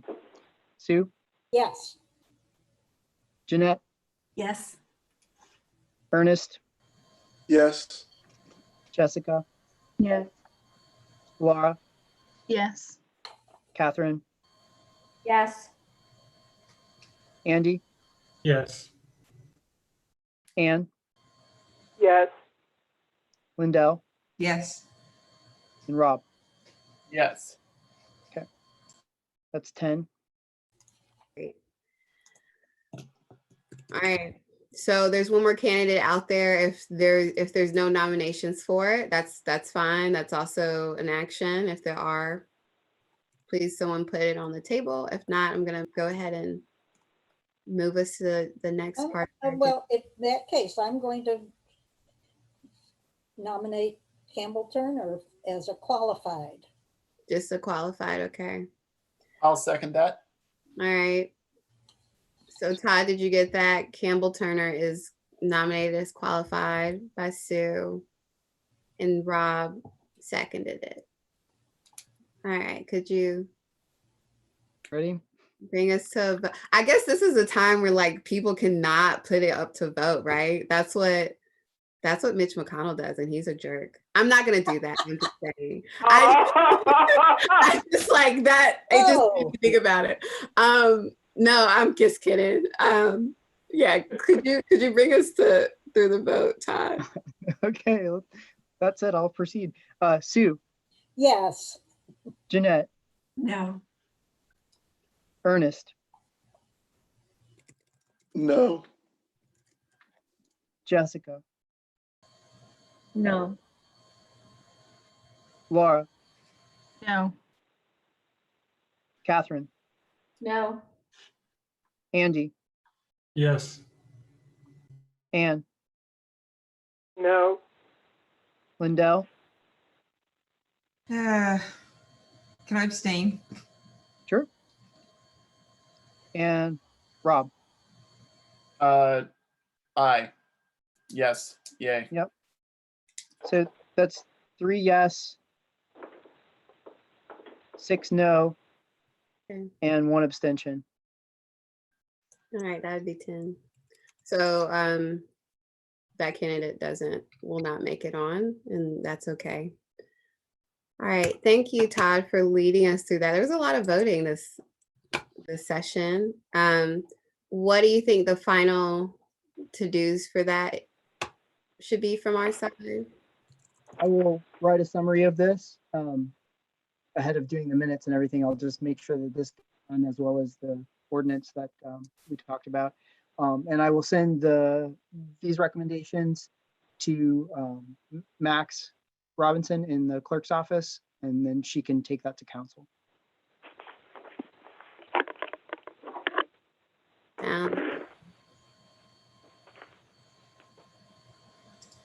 All right, thanks everyone for going through that. Really hope people were pleased with the. That's okay. So no, so there's a chair update, and I don't have any updates for us this go round. Todd, I know there's some things that you wanted to update us on, so I'm gonna go ahead and pass it to you, and we're gonna skip down to F. I'll try to be brief with this too. The report is attached. Take a look at it. If you have any questions, you're welcome to send them to me. Happy to answer anything that you have questions about. Just wanted to make a few notes of things. First of all, just wanted to follow up. We're using the Box platform to store documents, share documents. What I'm hearing is that some folks find that difficult. So what I will do is I'll continue to use Box for those who find it useful. I can also email documents, and obviously I'll be publicly posting everything. So there'll be 3 ways that you can access certain things, and then at least 2 ways you can access other things. So just want to make sure I responded to that, because that's what I'm hearing tonight. Just as far as, let's see, some of the other things about the ordinance that we were working on that came up is the Attorney General's office has expanded enforcement power after the Values Act was passed. Allison and I met with Mona Siddiqui, who you probably remember came to a commission meeting back in January, I guess of this year, to talk to us a little bit about what the Attorney General's office is working on. So we are working on what amounts to is another work share MOU with the Attorney General. That's being I drafted one. It's in Allison's hands now to review and think about. After she's finished with it, I'll bring it to the commission for review. But what it does, it gives us another avenue for referral for people who have cases that might be specifically well served by the enforcement powers of the Attorney General's office, Division of Human Rights. So just wanted to let you know that that's happening. Mona actually offered to come in October to talk to you again. I don't know if we're at that stage yet, but you know, if you want, I can put that invitation out to her. She said she would hold a spot on her calendar for that, but you know, we don't even have the MOU ready yet, so it may be a little premature, but okay, that's on the table. Also, with regard to exploring work share agreements through FIPA and FAP, I've been digging into that a little bit just to find out what's required.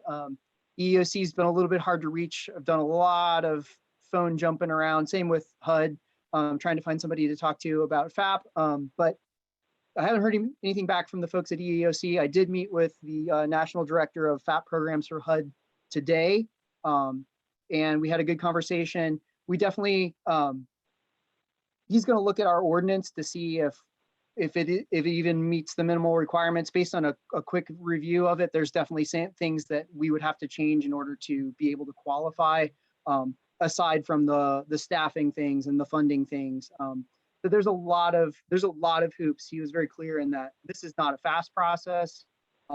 It is a sort of a gradual working into, but the dialogue has been started. And again, this is more of a, you know, we're not ready to take that on at this point, but I'm doing the fact finding to find out what it requires, so I can bring that back to you. I will ask you at a certain point, if we get close to this process being possible, we can have somebody come from HUD to speak to the commission as well. So, and I'll try to get the same from EEOC. They just haven't been very responsive. Probably another result of COVID. Let's see. The other thing that I wanted to bring up to you all, and I'm sorry, there's just so many things in the works right now, is that we still have, I have a completed investigation that is sitting with the city manager's office for a final determination of cause. Allison is working with the city manager on that. I'm sure you all are aware of the city manager's status. He's tendered his resignation. His last day is the 30th of September. In any case, we can't proceed with that case until there's a written determination of cause, either no probable cause or probable cause. If there is probable cause determined, this will be brought to you for consideration for public hearing. You would vote on whether or not to hold a public hearing for the ordinance. I bring this up because you've never done this before. The office nor the commission has done this before. And so I wanted to suggest that you may want to think about your protocols for that, just so you're ready, because it may come. I just don't know when. It could be soon, it could be delayed, I don't know. But just to put that on your radar, you could think about an ad hoc committee to discuss that, whatever seems to work for you, but just so you're not blindsided by that. Likewise, our rules and procedures would suggest that we need to form a nominating committee next month because for voting on officers in January. Typically based on the bylaws, I guess you'd call them the rules and procedures, nominations are made in December with voting to happen in January. So again, we're kind of restricted. The bylaws state that it's a committee of 3 or more. We can't hold meetings of 3 or more than once a month right now. There's another council meeting on the 6th of October to discuss the future of boards and commissions. I can bring that up because it is kind of crucial for the commission to be able to do those functions. It's not an ordinance requirement, so I can't remember. I almost feel like there wasn't a nominating committee for this last round of elections, so you could just do that process over again if you feel comfortable, but just want to make sure it's on your radar. So that's the end of my report. Sorry for a lot of stuff there. Thanks, Todd. I do believe we did still have a nomination committee. Yeah. Mm-hmm. I think Phoebe was on it and maybe some of the others. Mm-hmm. Melvin was on it. Yeah. Phoebe right. was the chair. Mm-hmm. So we did do that, and we'll do it again this year as well. I do have a question to the point about the process for holding a public hearing for the determination of that one case that's out there. Is there, and this is kind of open to also Ann and Sue, because I know they're part of the state via HR, and Sue, I did see that you want to do some updates from them as well. Are there already some processes out there that we could just get in contact with a fellow HRC or Office of Human Rights, Prince George? I don't know which one, but to get just some help on that. I'm not sounding very clear. I hope you guys are understanding the muddled comment I'm making. Chantel, I'm sure that if we reach out to the Prince William County Office of Human Rights, they will be able to clarify that for you and for us, because they've done a lot of that work. Okay. Miss Ann, if you have a contact, I don't know if there are any contacts out there and you want to share it with Todd or myself, or maybe Todd already has it. I will. I'll do that. Thank you. I really appreciate that. We can get the ball rolling. I have actually 2 questions. One may be kind of a moot point because the current city manager is leaving, but I understand that this has been on his desk for quite a while, correct? And we have there's no time frame in which the answer needs to come. Is that correct as well? That's a good point. So this is a public accommodations allegation. The ordinance does not specify like sort of a statute of limitations for this to be addressed. However, it's been on for a long time. So just out of courtesy for both the complainant and respondent, it would be good to finish the case. So I'm wondering, as a commission, should we be looking at that? Is that something I think we should address? Because delaying the answer in these sorts of civil rights issues is a long-standing tactic for actually not ensuring that rights are being upheld. So I would like to make sure, not that I'm saying that it was a deliberate choice not to do this necessarily, but I do think that we should be looking at how fast these are looked at, so that this doesn't happen again. And the other thing I wanted to say is I know this isn't just about us, but I'm not really clear why we can only have one meeting a month. Albemarle County has empowered its boards and commissions to run their own meetings without staff.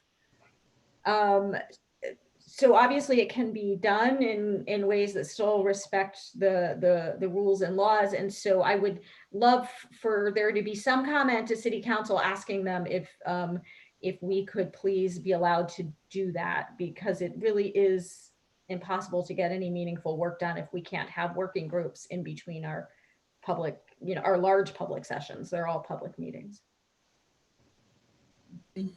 But yeah, and I think I'm pretty sure that meeting on October 6th is open to the public as well. I can certainly raise that if I have the opportunity to do that, but if members of the public, you're certainly welcome to do that as well. And Lundell, you said you're about to say something. No, I was just agreeing with Catherine. I think that's a good point. Per that point, this is Jeanette. Could we write a letter to Dr. Richardson, or is that what you were suggesting, Todd, that we speak at council? And that could be another option to push for this case to be moved forward. It'll be too late by then, though. Yeah.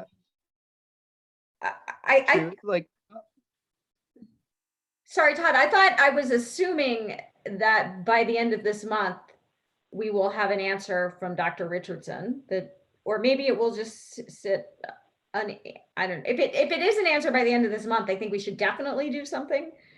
I thought the public comment was to go say, please let us run our own meetings. Oh. Yeah.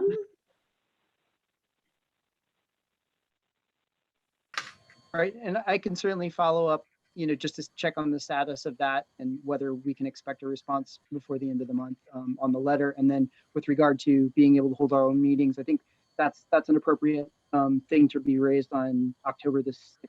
I think I sent that email out about that meeting, but I can send it again. But I think it's probably on the city calendar at this point. So. Okay. To just like Catherine's point about how long it's taking to yield a decision, I also full-heartedly agree with her. Like, this is definitely a tactic used. I don't want to speak to character of the person, whether or not they're doing it intentionally or non-intentionally. It's been a really long time. And I do think in our ordinance, I really want to look back at it. I'm trying to find, but I feel like there is a time limit on, for example, if there was a judgment rendered and that person wanted to go back and say, wait, appeal it or something, don't they have a certain amount of days to appeal whatever that motion was made or decision was made? So it just feels unfair that the individual that is getting discriminated against, if they don't agree with the decision that was made, they have 60 days or 30 days or something to appeal it. Whereas the decision maker has all the time in the world to make a decision on the case once the investigation is done and you send that packet to that person. That's correct. The complainant does have, I think it's 14 days. It's either 10 or 14. That's even shorter. Yeah. That feels unfair. I'm sorry, I'm cutting you off a lot. It's okay, I've been talking too much already, but no, I hear what you're saying. And, as far as that goes, the commission can certainly ask that question. And I've just been following up as often as I can to find out the status. So. Okay. Yeah, we know it's not you, Todd. We know it's not you. You did your work. You did the investigation. It has been sitting on that person's desk for a really long time. Okay, so Catherine, were you suggesting writing a letter to this the city manager's office before they leave? Or I don't think there's any point in writing a letter to the current city manager. He's leaving.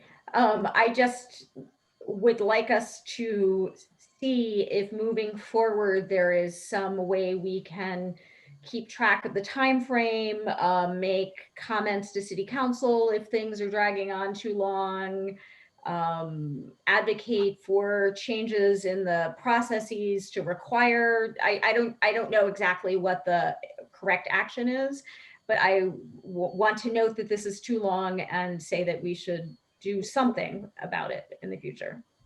I think we agree. Yeah. Lindell, we're sorry to see you leave. I'm also going to try to push us to.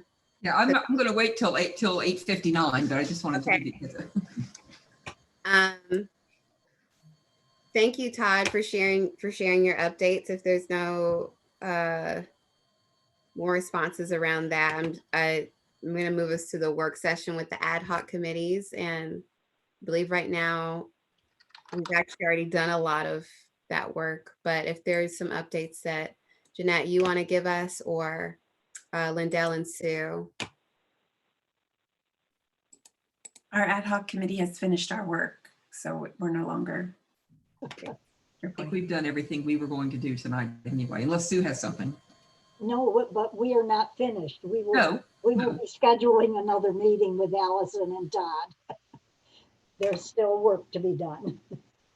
Great. Chantel, I'll speak really briefly. I spoke with Phoebe before she announced her resignation, and I asked her about the PSA ad hoc committee. I've been in conversation with Brian and Joe Rice in communications about filming PSAs. We're still trying to set up a time to discuss that a little bit further. Phoebe's forwarded me all of her contacts that she was talking with through IRC. So I have all that information consolidated. So just kind of waiting to see when we might be able to schedule that, and then see if I can coordinate getting everybody together. If folks are interested in being part of that, just let me know, and I'm happy to include you. Thanks, Todd. If there are no more committee updates, I'm going to go ahead and move us to our last matters by the public session. And so this is a time for folks that are joining us on Zoom. We're not monitoring right now Facebook or Twitter, even though we know we're live streaming. If you want to participate in the public comment, please call in or log onto that Zoom line. And if you would like to speak, you can, if you're on the phone, you can press *9. Right, I'm looking at Todd to see if I mess up on this.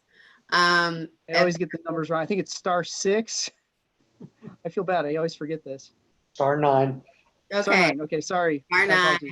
And then if you're on Zoom, you can go ahead and raise your hand, and Todd will unmute you. I don't see any raised hands. No raised hands currently. Okay. So if there are no. I just have this VHR update. Okay, so I'm going to go ahead and close out our public comment. Sorry, it's okay. I'll go ahead and close out the public comment. Obviously, there were none, so there's no need for us to respond. And then go ahead, Sue, with the commission update. It's very brief. There is an annual meeting that happens every year, and it's been postponed till October 17th. That's a Saturday. And I'm on the committee that's working to organize it. And let me tell you, it's like pulling teeth to organize it. And we're working on some changes to the bylaws, and we still haven't come to grips with the dues. Nobody from the Charlottesville Commission has had dues paid for them. There's a lot of discussion on whether the commission should have a budget for paying dues. That's basically another reason to keep it no more than 15 people in case we do pay the dues for that. Anyway, the information will come, and it's open to every commissioner to attend the annual meeting. And I'll keep you posted. I just want to let you put that on your calendar in case you had nothing going on that Saturday. Awesome. October 7th is what you said? 17th. 17th. Okay. In 1 month from now. Yeah. What time is it? It'll be probably, well, we're working, somebody said 9 and I'm going, how about 10 a.m.? It's a Zoom meeting. Thank you, Sue. Could you make sure you send us that information in the email? Absolutely. As Awesome. soon as we nail it down. Okay. So I'm going to go ahead and move us to the next step. So Todd is going to wrap up our recommendations of City Council on the legislative agenda. We're also going to package the votes that we pass on the different applicants for the Human Rights Commission. And those are the most immediate next steps that Todd is going to help us carry forth. Todd, do you want to add any of the other ones? I think that's the most pressing, but. Yeah, so we're going to do the legislative recommendations and the votes that you took on the candidate. And the ordinance. And the ordinance, yeah, sorry. It's all on my paper over here.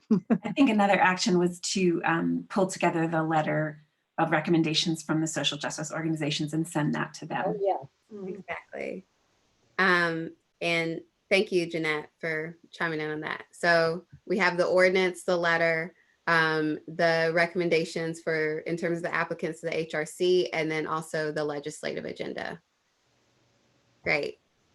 All right, if there are no other comments, I'm going to move to adjourn the meeting. It's 8:59 p.m. Thanks all. Thank you, Chantal. Thanks, everyone. Thank you. Thanks, God.